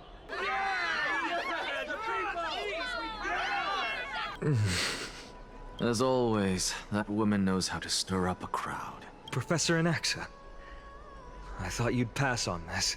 Everyone must cast their vote, or this assembly would serve no purpose. Prof, do you truly think it's wise to entrust the fate of the world to an assembly like this? That's what I'm saying, bruh. Akama has stood strong under this system for 1,000 years. It stands to reason that there is purpose in its existence. But that is not what you're asking, is it?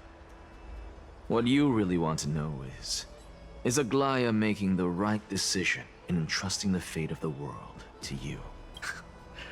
Nothing ever escapes you. I didn't spend all those years teaching you for nothing. Most people only take 4 years to graduate, if I recall. To tell the truth, I feel like I'm on my way to an execution chamber instead of a podium. So, do you have an answer to that question? No, I don't. No shit. I thought so. Because that question is not yours to ask in the first place. Is Aglaya entrusting the world to you the right decision? Don't make me laugh. That is a question that woman must answer herself. Why are you fretting about this on her behalf?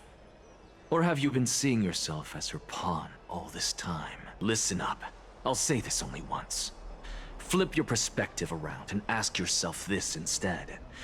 What should I do to ensure that the world doesn't stray from the correct path? That is what you should be thinking about. Is he spitting? You still have time, so give it some thought. Oh, and don't bother telling me the answer. Tell it to those begging for salvation from the gods. Got it. Thank you, Professor Anaxa.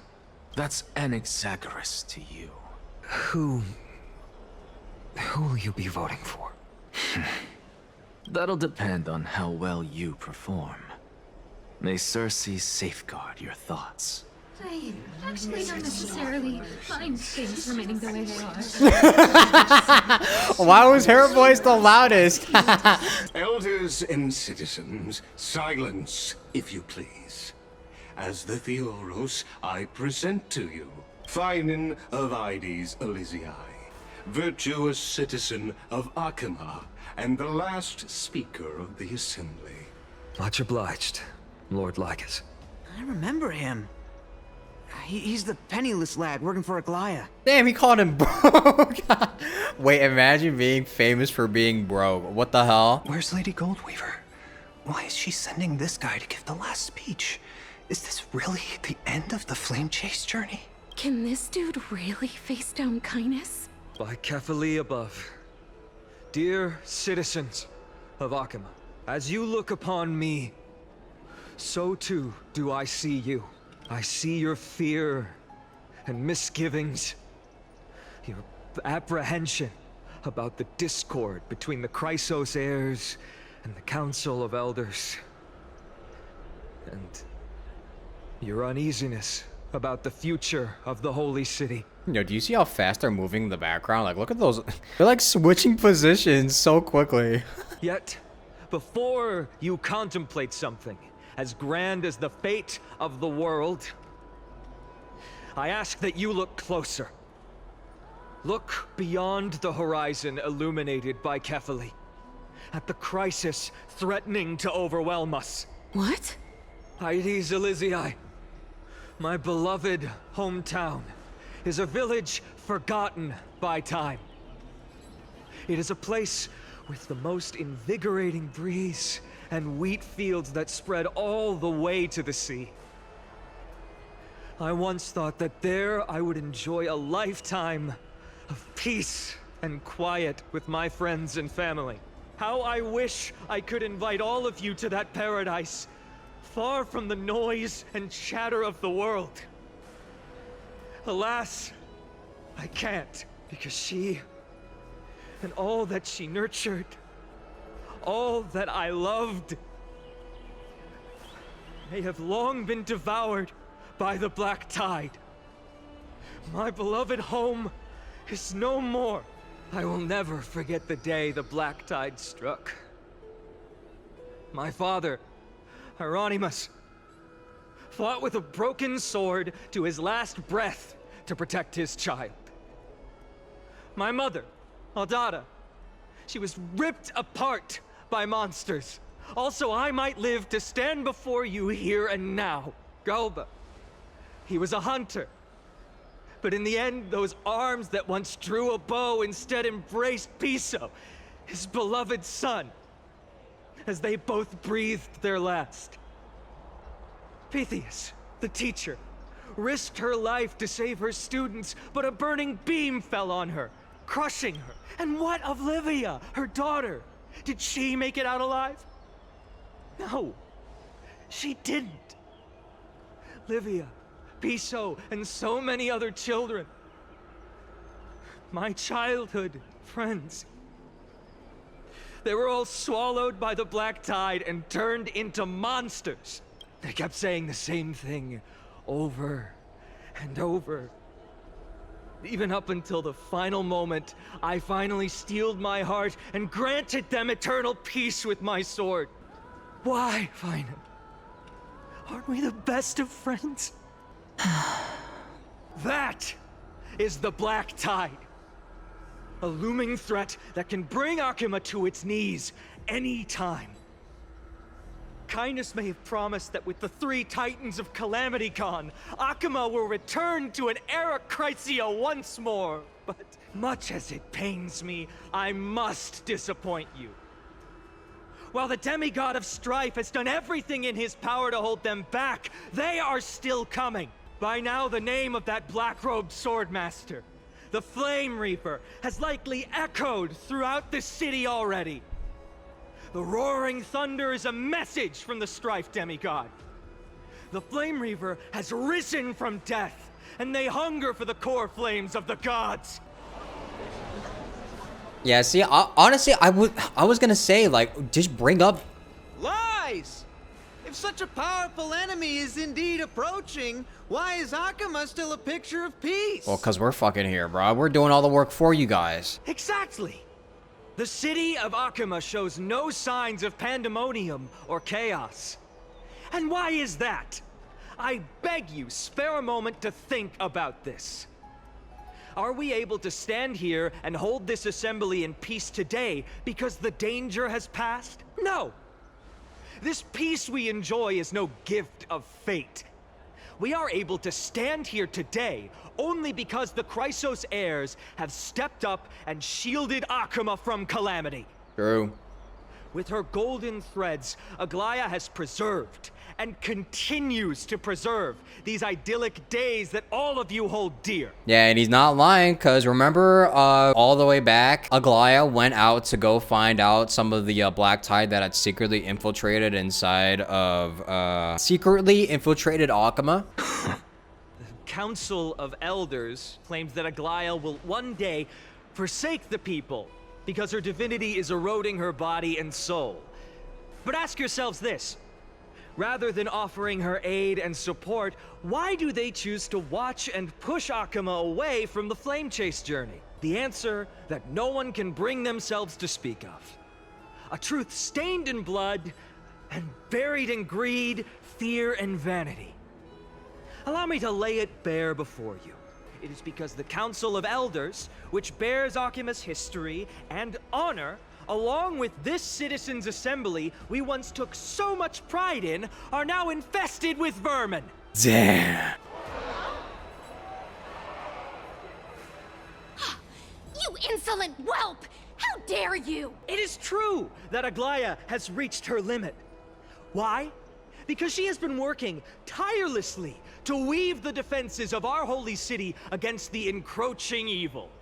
All while these vermin are making up baseless accusations about her and scheming in the shadows. Damn. Not once has she ever failed Akuma. Yet these vermin attempt to tear her apart, tarnishing her name with unfounded allegations.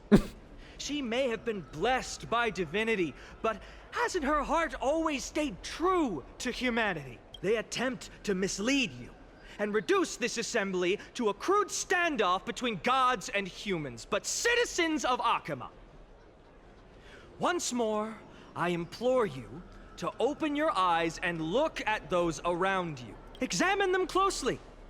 Beneath all that finery, do you see the good heart of a human or the poisonous glands of a pest? Make your judgment. Then turn your gaze to the demigods, whom so many of you regard as cold and merciless. Do you not see the light of humanity in them? And those who wear the mask of humanity, yet utter only hurtful, slanderous words. Can you not see that their souls have been corrupted by power? This is what I've been saying from the beginning! Bro, thank goodness he put it into words, bruh. Yet, no matter what your answer is, and no matter who your vote goes to, rest assured that you have nothing to fear.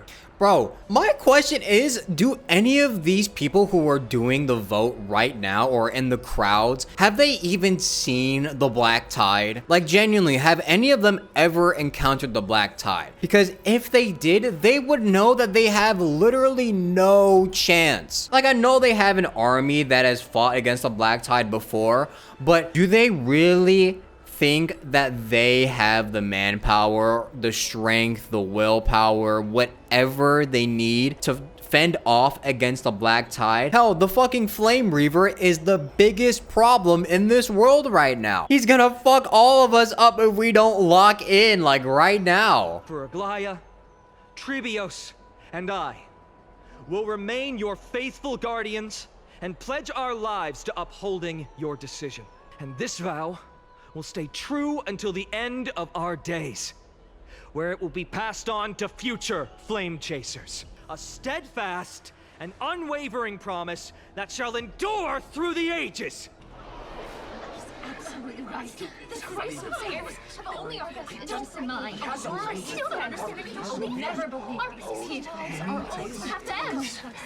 In an uproar, representative leaders from different cities in Akama throw pieces of pottery into the Dolium. At the present time, on the scales of Talentum, those who call for the continuation of the Flame Chase journey, and those who demand its suspension. Each faction holds an equal share of votes, resulting in a perfect balance. Really? As expected. This is the moment when the Flame Chase journey is the closest to its end. And now, it's your turn to vote, Lord Anaxagoras. Is there anyone else who hasn't voted? No, you're the last.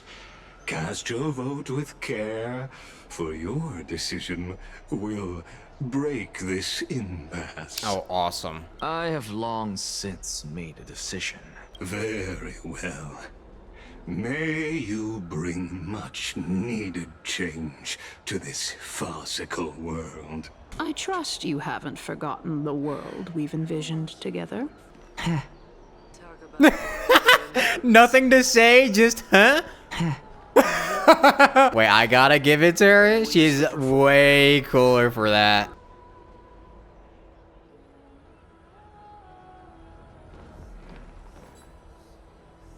You've done well, phainon. Given the circumstances, delivering a rousing speech to stir up emotions was a prudent move. Thank you all for your patience.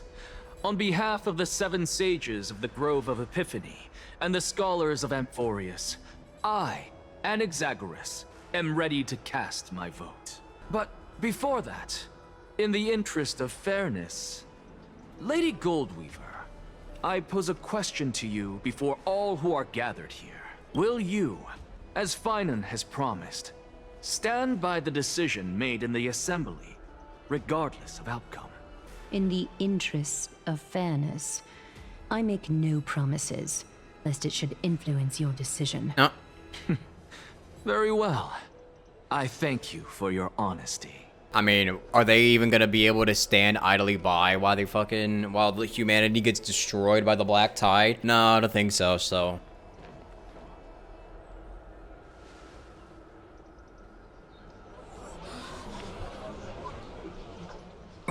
What's he doing? The stakes are high. Let's be patient. Cut the act! Who do you think you are wasting our time like this? Hey, bro, pipe down. Lord Anaxa, please do not forget that I... Rule number 1. Do not call me Anaxa. Rule number 2. Never interrupt me. Silence is golden. Don't interrupt me. Interrupts him. Yo, where's Cersei's at? Just vote already. What are you waiting for? Your vote. Cast your vote.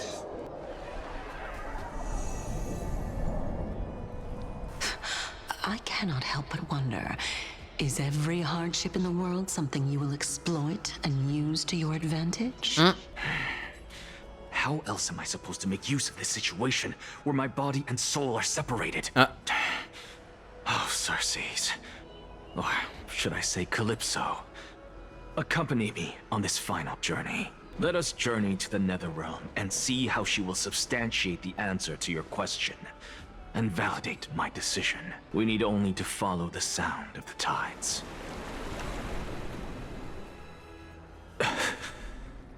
You are... We're back here again. Well done, child. Just as I foresaw, you have achieved great things. Teacher. What a twist of fate. A blasphemer raised in the doctrines of the Venerationists. It's like a foal kicking its mother in the belly after taking all her milk. respect you immensely, sir. But you cherish the truth even more. So, child, do not be troubled by the criticisms I have borne. Do not let those voices hinder you as you forge ahead. As the sage of the Venerationists, I am duty-bound to oppose you. But, as your friend and mentor, Anaxagoras, I say, go forth, for the truth is already in your hands. Ooh, that's a good line. I will keep that in mind. Go now, child. Your lonely pursuit is about to welcome a new chapter. And when you reach the end of this journey, may we meet again with the truth before us. You have my word, sir. May Circes safeguard your thoughts. May Circe safeguard your thoughts. You are right, Empedocles. My lonely pursuit is about to welcome a new chapter. I must be on my way now. May we meet again with the truth before us, Empedocles. What are you waiting for? Just cast your vote. Silence! Silence, everyone! Silence! Behold, Circes, here at the center of the world, I shall write the final step of my proof. For this place is but one step away from the truth. Oh, what's he about to do? Wait, did he cast his vote? I don't think so. Professor, I completed the proof you wanted.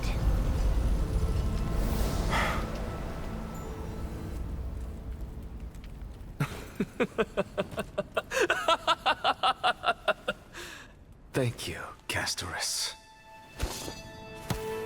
The answer is plain as day.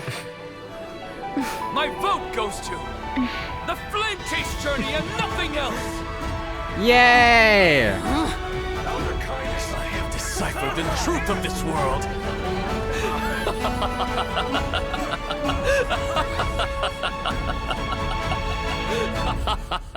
With the balance shattered, the result is clear.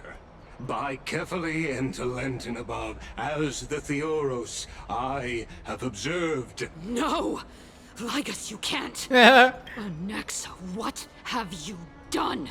Have you lost your mind? I hope you are prepared for the harsh punishment awaiting you. Mark my words, I will make sure that clever head of yours never forgets the price of betrayal. Have you forgotten? I told you that happens to be one of my rare talents. You put on such a grand performance just to aid their preposterous flame chase journey. Performance? No, you are quite mistaken. I may be paranoid by nature, but I've always been known for my honesty. If you really understood me, Lady Kindness, you'd realize that I never had any interest in your pathetic little game of politics. Yup.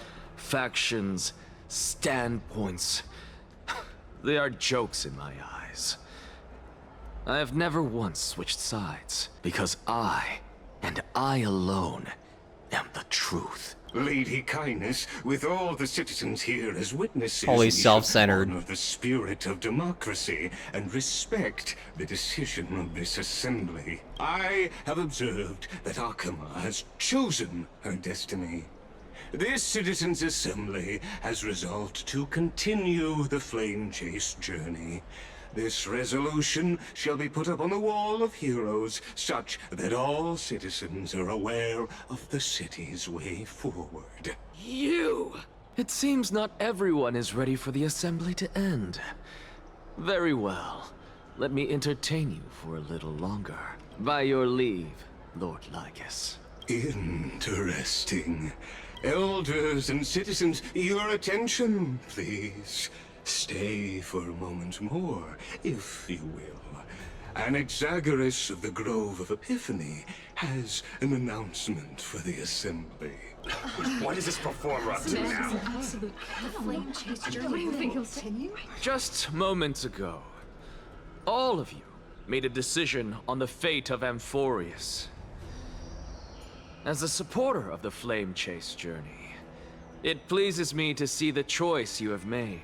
But I regret to say that I still harbor doubts about this outcome. Thus, I hereby challenge this resolution. Huh. Tell me, who among you dare swear to Kefali's name that Era Nova will truly welcome the fairy tale ending that the Chrysos heirs have promised? A beautiful new world free of calamity and madness? Nonsense! That's impossible! What is he getting at? Of course not! No one? Must I pick somebody to answer? Very well. You, the one acting so wise and profound, in front of all present here, do you dare swear that it will happen for sure? No? Fine. Next. You, the one with ignorance written all over your face. Yes, you. Do you dare swear by it in front of the Titan? What are you trying to do? Useless. Damn. Your turn, then. With that smug look of yours, you must be confident that the Flame Chase journey is the best course to take, right? Hey! Mind your tongue! So, no one? I see. Yeah, nobody got an In that answer, bro. case, Phainon, answer me this. Your speech was filled with such passion just now. How confident, then, are you in making this promise? Professor, what are you doing? Let him continue with his performance. Will you look at that? Even Phainon and Aglaia lack the courage to make such a promise. And what's even more absurd is that no one but I can promise you this new world. And yet, the Assembly passed the resolution anyway. But you needn't worry, because I knew better than to trust you good-for-nothings. That is precisely why I am here today. To give you one final lecture. Now listen up and listen well. I, Anaxagoras of the Grove of Epiphany, hereby declare... Uh-oh. Everything that the Flame Chase journey promises is true! Phainon of Ides Elysiae, the prophesied demigod who shall succeed Kefali, will reforge each and every one of us in the new world with his complete, intact memories. What? Oh yeah, because he knows, because the theory was true that Castor just proved. The core flame-bearing titans were the Chrysos heirs of yesterday. And the Chrysos heirs who carry the core flames today will become the titans of tomorrow. All of our souls shall endure for eternity in the miracle of the World-Bearer. And all under Kefali's protection shall step into that new world. He's basically saying, yeah, we're all gonna die anyways, fucking idiots. Doesn't matter. This is pure blasphemy! It's impossible. What? Are you saying that we must bow down to you and worship you even in our next lives? Enough, you blasphemous imbecile! How dare you try to deceive us with all these lies and falsehoods? How can you prove? I told you, don't interrupt me.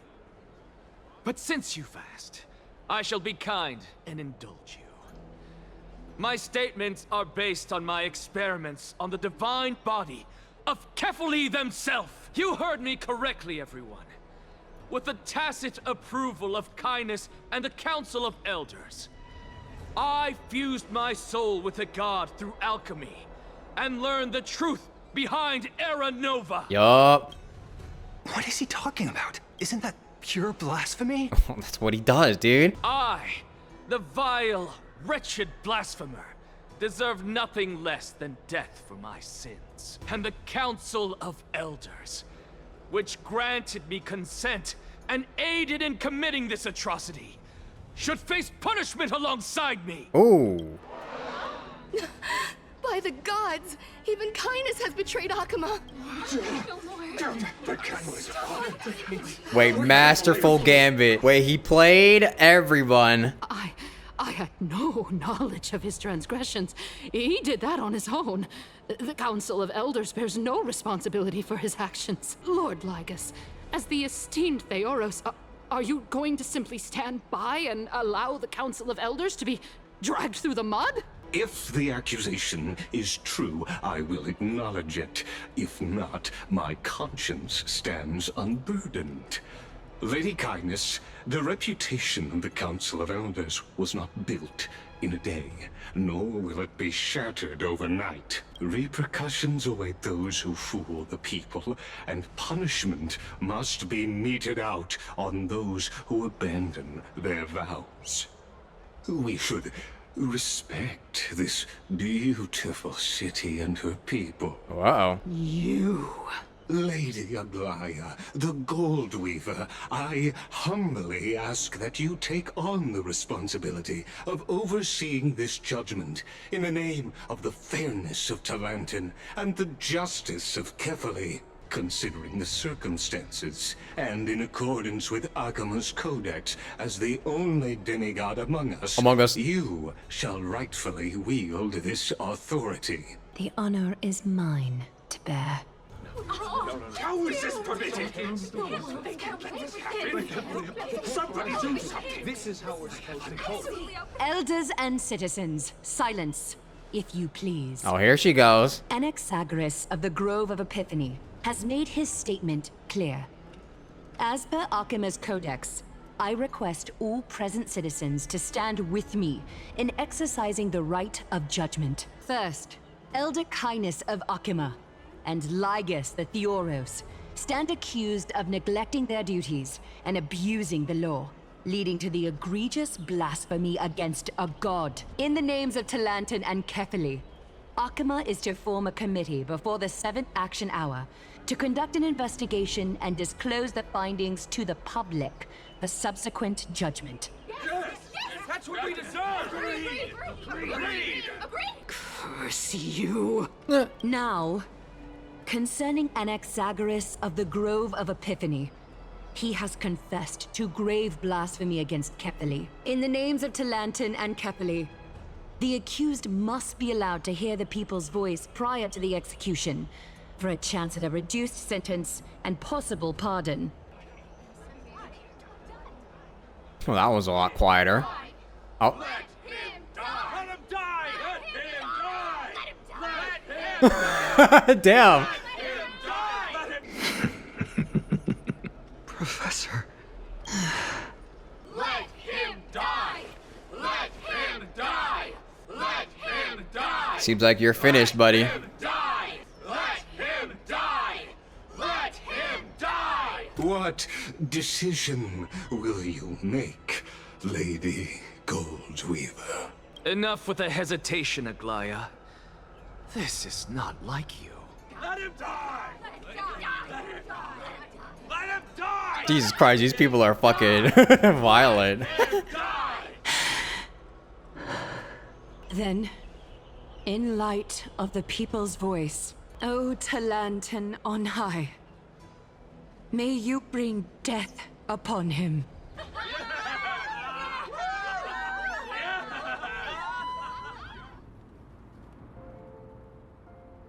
Where the hell am I? Sea of flowers? Oh, we're in the land of death. What is this place? Yo, what's up? Allow me to reintroduce myself. I bore the name of Castris while walking among the mortals. And now, I stand as the demigod of death, the living side of Thanatos. Welcome to my realm, where the west wind ends. Mom, I made it! My character arc is finally done! You're still as energetic as always. Did you know? Every flower here was planted by Thanatos themselves. These flowers were originally both lifeless and immortal. But in the first rain brought by the River of Souls, they were given new life, flourishing as the bearers of countless souls. And it is my duty as the Master of Death to tend to their well-being, and foster their growth in this serene haven. Similar to the structured cycle of life and death in the mortal world, these flowers too shall wither and fade, returning to the earth and then ascending to the sky with mist and tides. Eventually, they will descend to the mortal land as gentle rain. Every soul undergoes the perpetual cycle of reincarnation, albeit in varied forms, until the world meets its end. Yet, sadly, there's no time left for Amphorius to wait for when the flowers bloom again. Yeah, bro, we're kind of stalling right now. Now, death is the power at my fingertips. It once led the souls of the deceased here, but I shall open the gate of the netherworld and return you to the realm of the living. In exchange, please, take the core flame of death with you and complete the flame chase journey. Do not let our work thus far be in vain. You're not going back? Just like the other demigods, I will stay here and embrace my destiny. That being said, it is not easy to guide a lost soul back to the mortal realm. The whispers of death are sweet and alluring. If your determination wavers, you will succumb and be forever ensnared by the netherworld's grasp. Please consider this a one-time exception. I will do everything in my power for the flame chase journey. Alright. And for your life. The only life I can save. I'll do my best. I got this. I am glad to hear that. For I am the galactic baseballer. Over here! March? What? Keep moving forward and don't look back. Keep going. The Express is right here with you. I thought March was back again. I believe in you. Listen, don't go. Just keep moving. One day, our paths will cross again. Forget about all the hardships. Lift your chin up high and step forward with us toward tomorrow! That's right. Keep your eyes on the dawn. Onward. Show me your courage. Partner, we shall become heroes together. Almost there.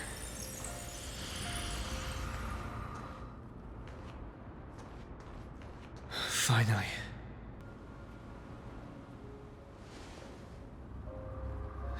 Thank you, Castris.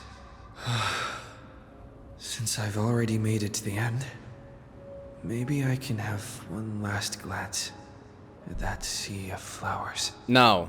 We're not gonna do it. No. Don't turn around. Keep looking forward. Don't turn around. Keep looking forward. That's the right answer. Oh, hi, Acheron. Fear not, as a touch of red will be awaiting you at the end of the path. Is that what you were supposed to is that what all this red shit meant all the way back in fucking Penacony, bruh? It'll guide you and illuminate the way out. By doing so, you'll eventually reunite in the warmth of the sunlight. Oh, I'm glad to see Acheron again.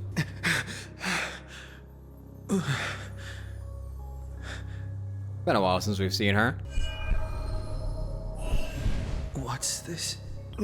What in the world are these shadows and voices? It's our memories. All of this is proof that you once lived.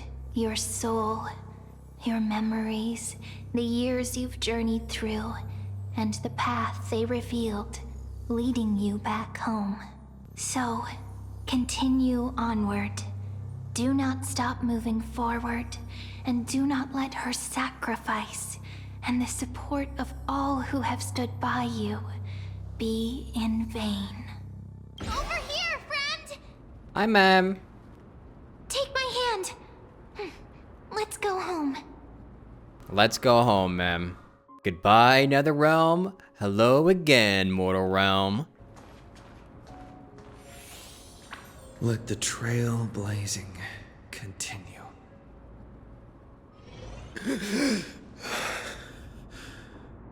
My ass almost died there. I'm back. At last, I knew you could do it. Your soul is still perfectly whole. As if some kind of force is trying its best to keep it together. Is it Oryx's final blessing? Or is it a miracle of your own? Yeah. I'm just him, you know. It's truly incredible. Such a strange surge of familiarity. So hard to describe. Perhaps it is fate, once again fulfilling its own design. Or perhaps it is the laws from beyond the sky, so familiar to you, that intertwined our fates long ago. Probably something to do with the script. It seems that this is the riddle which cannot be solved anytime soon. Yeah, this shit is beyond us. The sensation of becoming a demigod is truly wondrous. It's as if the river of souls is winding its way through the depths of my spirit, transforming with each breath into a fine rain that nourishes the world. Do you recall that prophecy? At the end of the sea of flowers, the souls of the living shall warm thy fingertips, and after an embrace, there shall be eternal separation. Yeah. I promised you that I would do everything in my power to give it another meaning. Now, as I stand as a demigod, and destiny draws to a close, I can finally end it in a way that is as beautiful as it deserves. The wish I once sought, but could never grasp, is now within reach. In this brand new world, every blooming life will lift its arms in celebration and recount the profound meaning of this very instant. Every touch, every embrace we share will never again be an ice-cold loss. They will radiate with an intense warmth, sowing love far and wide throughout the land. The other shore is very cold. Oh, what's up, Alexia? May I borrow your warmth? One last time. Oh, you want a hug? Well, thanks. Thank you for fulfilling this wish of mine. She's like, where my hug at? The place I'll be going to is what humans call the Land of Sorrows. But with this heartbeat and the residual heat of this embrace, I shall turn the nether realm into a gentle place of rest.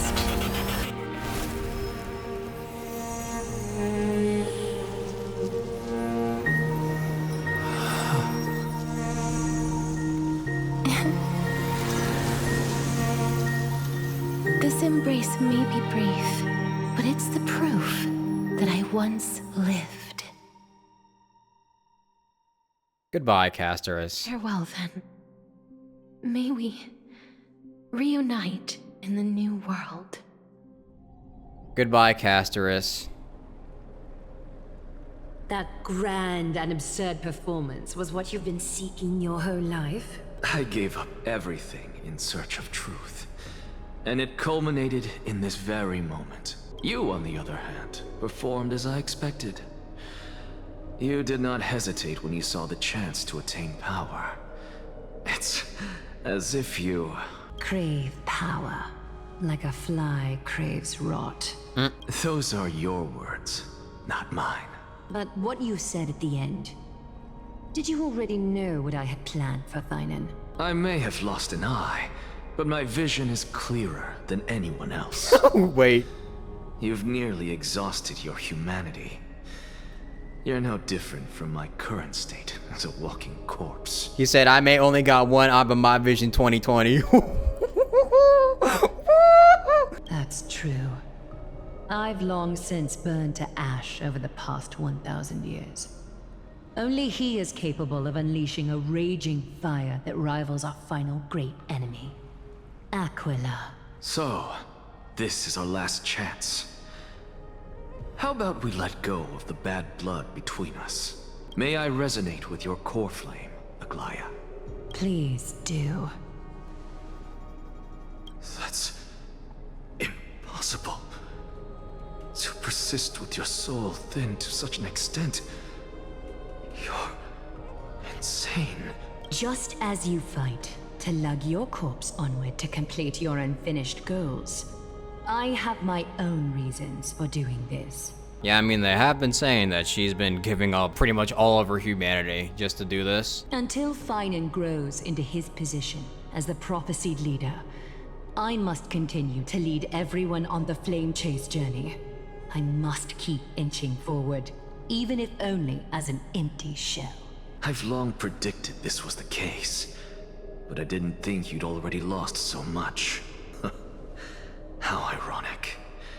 We would have avoided so many misunderstandings if you and I had just spoken this candidly before. Yep, that's just how it goes. But casting aside our ideological differences, there is one thing you and I agree on. phainon. Yes. He was born to be a hero. He understands the hearts of the people, and I can confidently say he is a far better leader than you. Only he is capable of fulfilling your mission. Damn, they are hyping up phainon so hard. I can't wait till we get to his part. Sadly, he is a man cursed by Nestia. But by my estimates, his horribly elaborate sense of style should not impede Era Nova. Congratulations are in order. We found common ground at the very end of our destined paths. When you put it that way, it makes me want to take back what I said. Aglaya, we're back. What's up, team? Come welcome our great hero reborn from the ashes. I hope he didn't hear your earlier assessment. It wouldn't be the first time I criticized him. A man should be aware of his own shortcomings. I'm gladdened by your triumphant return. Thanks. But I don't see Castris among your number. Yeah, about that? It looks like she not only helped me prove my theory, but helped you fulfill your mission as well. She finally understood her origins and completed her trial. I believe she'll always be by our side. I agree. She might not have been able to change her fate, but she still wrote the final verse of her epic herself. Trinan, please recite the prophecy for us. Trailblazer, please surrender that scalding core flame for us as well. You got it. You are the only life she ever saved by her own hand in her 1,000 years on this earth. I believe no one is more qualified for this noble task. Let the ceremony begin.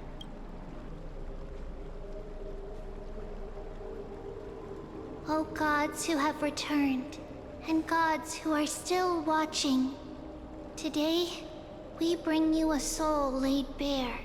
The Hand of Shadow, Thanatos, remembered their name from the past. From daylight they came, and to their fragrant dwelling they return, to walk now among your ranks.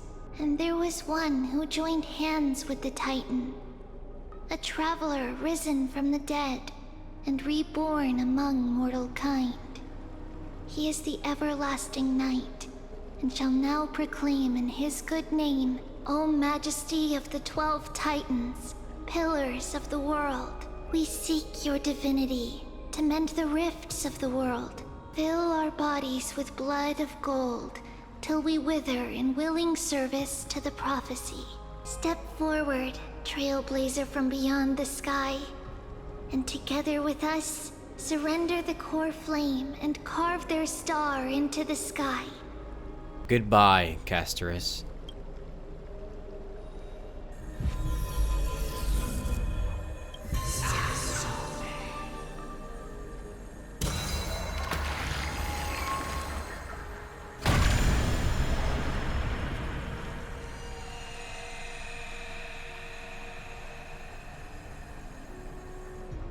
It is done.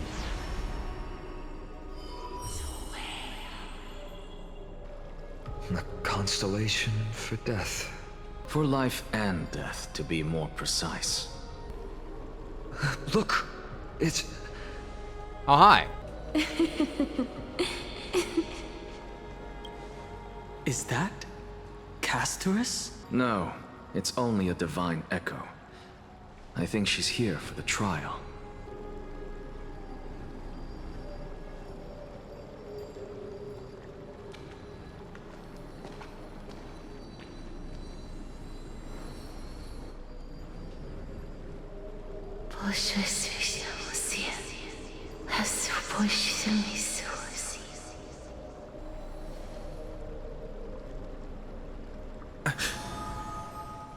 Huh? What did she say? That's the language of the Titans. Castorus... No. The Titan. They said, I have illuminated the cold shadow of death. Onwards.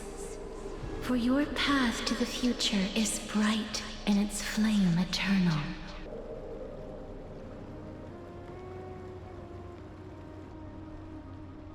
Do not forget.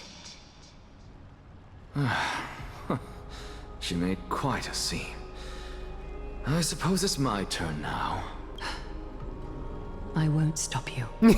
Of course you won't. Professor, you... What's with that look? You were present. So, let's get this execution over with. We wouldn't want to bring shame to Akima's divine laws or keep me from creating a new world. You never change, do you, Professor? I don't understand. If your theory is correct, you'll lose all memories of your past life once you become a Titan. So what's the point of becoming a god? Of course there's a point. Even if I forget who I am, I'll still have my brilliant mind. Bro, he is so funny. He's like actually kind of cool for how much of a narcissist he is. It goes without saying, I'll find a way to retrieve memories of my past life. Besides, I still have you, don't I? I still don't really understand what you said during the assembly. Even if it were true, things reforged from memory could never be the same as the original anyway. Then allow me to tell you right now that you're wrong. What exactly are we? My answer is that the Chrysos heirs are the future Titans and vice versa.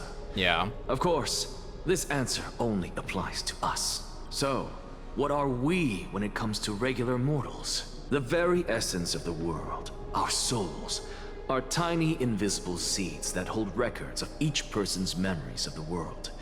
And we are the buds that sprout from these seeds to grow into great trees. Is that what new sporism means? Correct. Once our physical bodies are born, we become new extensions of the world. From there, we plant our seeds into someone's memories, and then scatter them into the hearts of countless people in the future.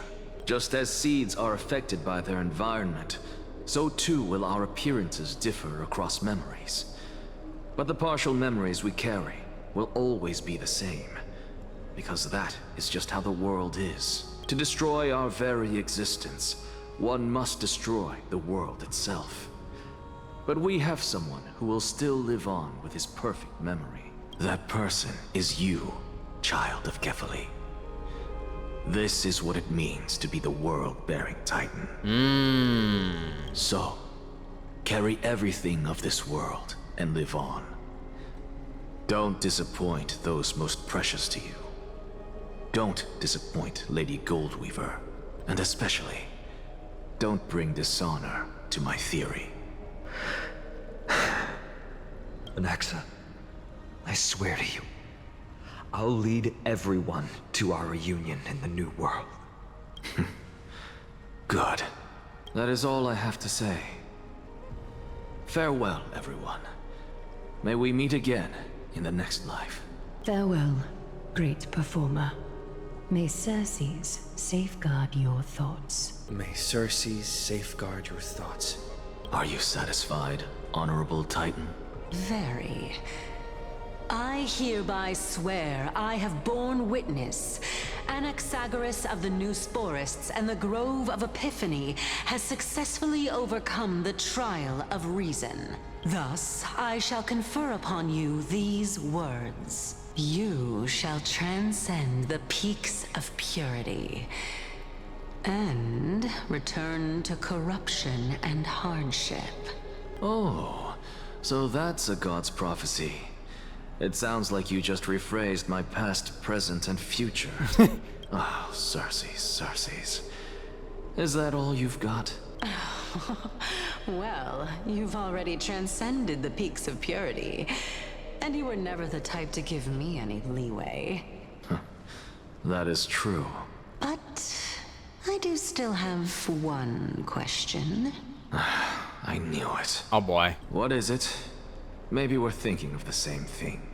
As you've so boldly stated, we and the world itself live on through the memories of others. If that is the case, whose memories did the very first New Spore sprout from? How should I know? Wow.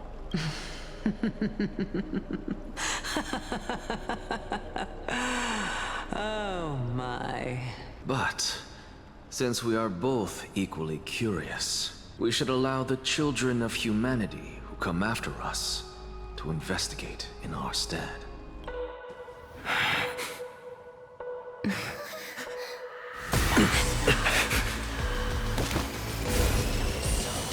Rejoice, Circes. I will sow the seeds of suspicion in the new world with your soul! And now, the objective is complete. That is all. Masterful gambit, Anaxa. Thankfully, she's still alive. Oh my god, and March. Oh my god, Margie. Was March 7th also in this condition when she was first rescued by the Express? Her condition was very similar. It's just that at that time, the Express did not have a memo keeper who could diagnose her condition. But she still woke up naturally. Looking on the bright side, that might happen this time as well. When March awakened from the ice, her memories were completely wiped clean. I want to prepare for the worst and prevent something like that from happening again. God, I hope that doesn't happen. Can you share with us your hypothesis? I do not have conclusive evidence, but judging by her current condition, perhaps March 7th's memories have been hijacked. Hijacked? Hijacked? Think about it, Miss Himiko. What will happen when someone loses their ability to remember? I'm not a biologist, but I hear that there's a species of fish on Von Walk that has the memory span of less than a second. It forgets anything that occurs in the very next instant. Perhaps something similar will happen? Isn't that a goldfish? Unfortunately, short-term memory is an entirely different concept from the inability to remember. Perhaps it is difficult for you to imagine, but an individual who has lost their ability to remember turns into nothingness. Nothingness? The belief of the Garden is that everything in this universe can be interpreted through memories.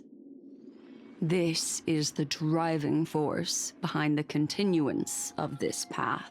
The past is made up of memoria, while the future is a possibility that will eventually be converted to memoria.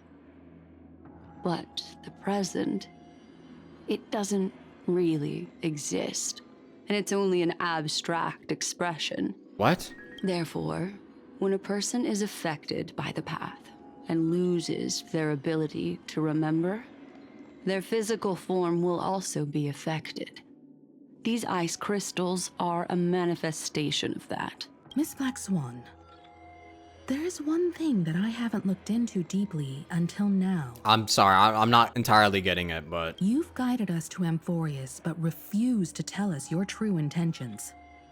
Collecting memories is simply not a convincing answer. Is Miss Himiko suspicious of me? Well, yeah, if they knew what was going on in Emphorius right now, I'd be more than suspicious. I mean no offense. I am merely speculating. But I'd appreciate your honesty, if possible. In other words, now is the time for me to prove my innocence. Yeah. That's not a problem, of course. The true reason behind my intentions is that Emphorius holds special significance. For some memo keepers of the garden with extremist views, it is a perfect example. Perfect example? A world that can only be seen through the garden's mirror means that memo keepers have the right to keep the world in their private collection. If those Pathstriders of Remembrance were to uncover the secrets of Emphorius first, they might unleash their wild ambitions and remodel more worlds into a similar form. So the reason you did everything you could to convince the Express to come to this star zone is just to uncover the secrets and foil the plans of these people? I chose to remain quiet before, because I did not want to involve you in the Garden's internal conflicts. Remodeling a world is no easy feat. These extremists likely aren't just simple Pathstriders. Do they wield the powers of Emanators? You can be even bolder with your guesses. The people that I'm talking about, they aren't just individuals. They are an organization that has already attached itself to the pinky finger of Fu Li. Oh, awesome, man. So what you're saying, could they be the ones who hijacked March 7th's memories? I cannot be certain, but at the very least, they are capable of doing so. I am deeply sorry about what has happened to March 7th, but the deal that I propose still remains a fair one. Emphorius is still an excellent destination, and investigating further might allow us to uncover the truth behind the accident. Is it now? Because I'm kind of like going through a lot here. Miss Himiko, the wisest choice right now is for us to continue cooperating. What's wrong? Let me take back a part of what I said just now, Miss Himiko. Although we indeed struck a deal, it seems like I have involved you in some unforeseen danger. Please accept my deepest apologies. Has something changed? It's Fu Li. Their gaze has just swept across Emphorius. Oh boy, awesome. Oh, how interesting. Oh my god, there's still more. I never expected a mere memo snatcher to be actually hiding so much inside her head. What's even more interesting is that the word Emphorius has appeared in her subconscious. This lady seems to be having fun. Is she usually like this? It's, hard to explain. The simple answer is yes. What are you two whispering about? Has it not occurred to you that I can hear everything clearly? Please, pardon me, Madam Herta. Would you mind sharing with us what you've discovered? The ones who need help are the Astral Express.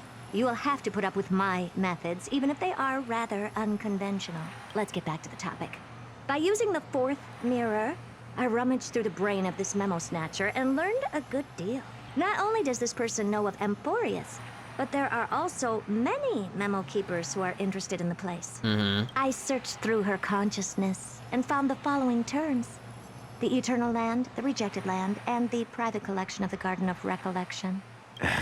It seems like Miss Black Swan is indeed hiding some things from us. Would have been awesome to know this beforehand. Since I'm not able to find any useful clues from the outside, why don't I personally visit this mysterious Emphorius? You're gonna visit it? Oh, I'd like to see that.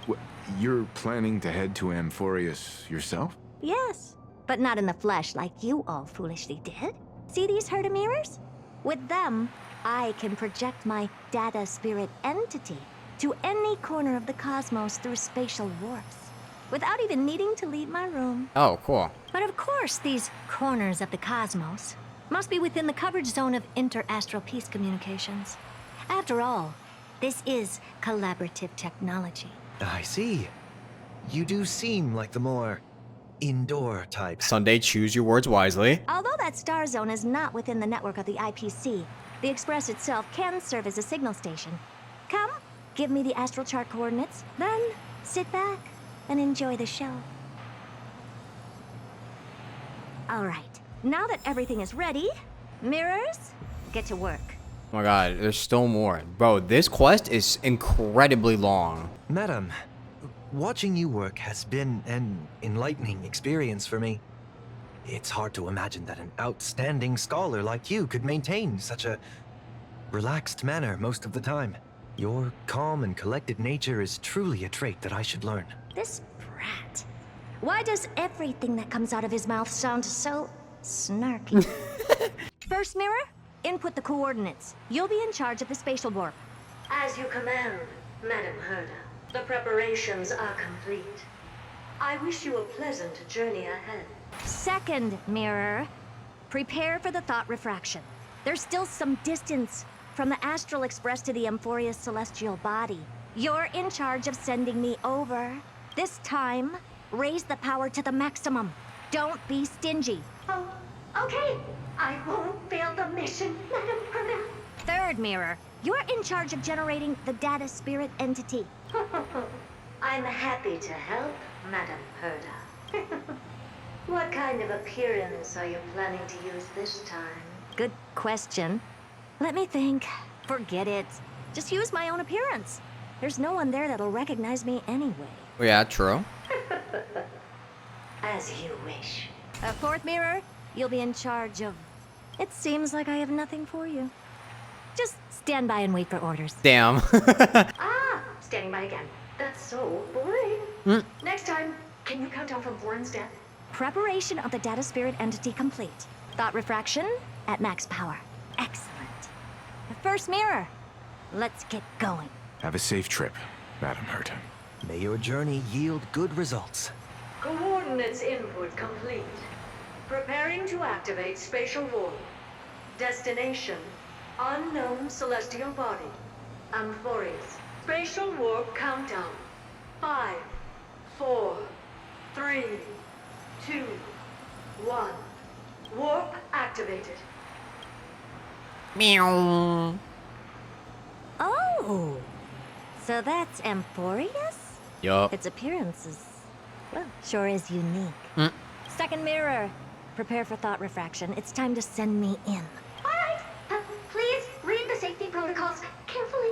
Can't you hurry up? Yes, ma'am. Ain't nobody give a fuck about no safety protocols. I didn't expect it to be so turbulent. I should have asked the second mirror to use slightly less power.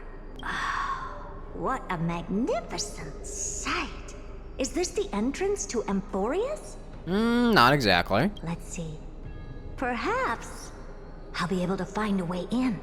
What's this? A statue? It's ugly. I don't like it. No. Oh, I finally found your traces. How esteemed must you be for the great Herda to come out personally? When we return, get ready to become free labor for the simulated universe for the rest of your lives. Oh, Jesus. What's this? How creepy. Oh, it moves? Who are you trying to scare? It's either a projection or a fake. There doesn't seem to be much to take note of. Now then, how am I going to get into Amphorius? My deepest apologies, esteemed lady. Oh. I'm afraid that you cannot proceed further. What the hell? Who's there? You Vigus? Although not part of my calculations, is a pleasant surprise. It's a pity that the preparations are not yet in place to receive you with the hospitality that someone of your status deserves. Whoa. How is Lygus able to perceive her like this? What the fuck? Are you not going to answer my question? Who are you? I have many identities, and I'm going to have even more in the future. But if you just need a form of address, you can use my common alias, Lycurgus. Lygus. All right, Lygus. But you can't possibly think that I'm just asking for a name, can you? Regrettably, I do not have the authority to share more information. What? However, standards are always flexible. While not violating the ultimate protocol, I'm able to disclose this piece of information. As you thought, this is the entrance to Amphorius. Now, please, kindly turn back. Amphorius is not a world that you should be involved with, regardless of what kind of magnificent achievements you have accomplished. This place will not open its doors so easily. You seem to understand me very well. Then you should know that I have no reason to listen to you. Your reaction is completely within my calculations. Despite my long years as a Watcher, it seems like my assessment of human nature still remains accurate. From you, I'm able to sense a beautiful desire for knowledge, but my answer remains unchanged. Madam, it is with the utmost goodwill that I suggest you return to where you came from. He said, get back in your damn ship. Let's assume for a second that I'm not so well-mannered, and that I insist on uncovering the secrets hidden behind you, Mr. Lygus. How do you plan to dispel this notion of mine? I'm afraid to find out what he's even gonna do to stop this. Within the scope of the ultimate protocol, there are 178,244 logic chains at my disposal to convince you. What? After filtering through them, I have determined that I only require 3 to attain the results that I desire. Oh? I'm all ears. First, for reasons that cannot be disclosed, Amphorius is a completely isolated celestial body. Apart from me, no one else will be able to help you enter. That's not a good argument. Second, if your plan is, as you've alluded to previously, to force me into cooperating by showing hostility. Dude, he's like shaking. Do know that, just like you, I have basked in the gaze of the erudition. Oh my god, he's a fucking... I stake my honor and assure you that in the worst case scenario, our mutual destruction will be inevitable. Oh, okay, yeah, maybe we should abort. Oh, no wonder I couldn't find a back door. When I did a scan of our surroundings, the safety protocols on you are comparable to Screwy's. How interesting. So not only is he as good as a Genius Society member, but he's also like a fucking, what are they called? Emanator? Dude, what the fuck is Lygus? I assume that you still wish to hear the third logic chain. Of course. Why wouldn't I? Third, even if you exhaust all your means and find a way to break through, you will surely give up once you understand the consequences of your actions. After all, throughout your long life, as much as you'd hate to admit, your conscience has played a crucial role. What a brazen robot.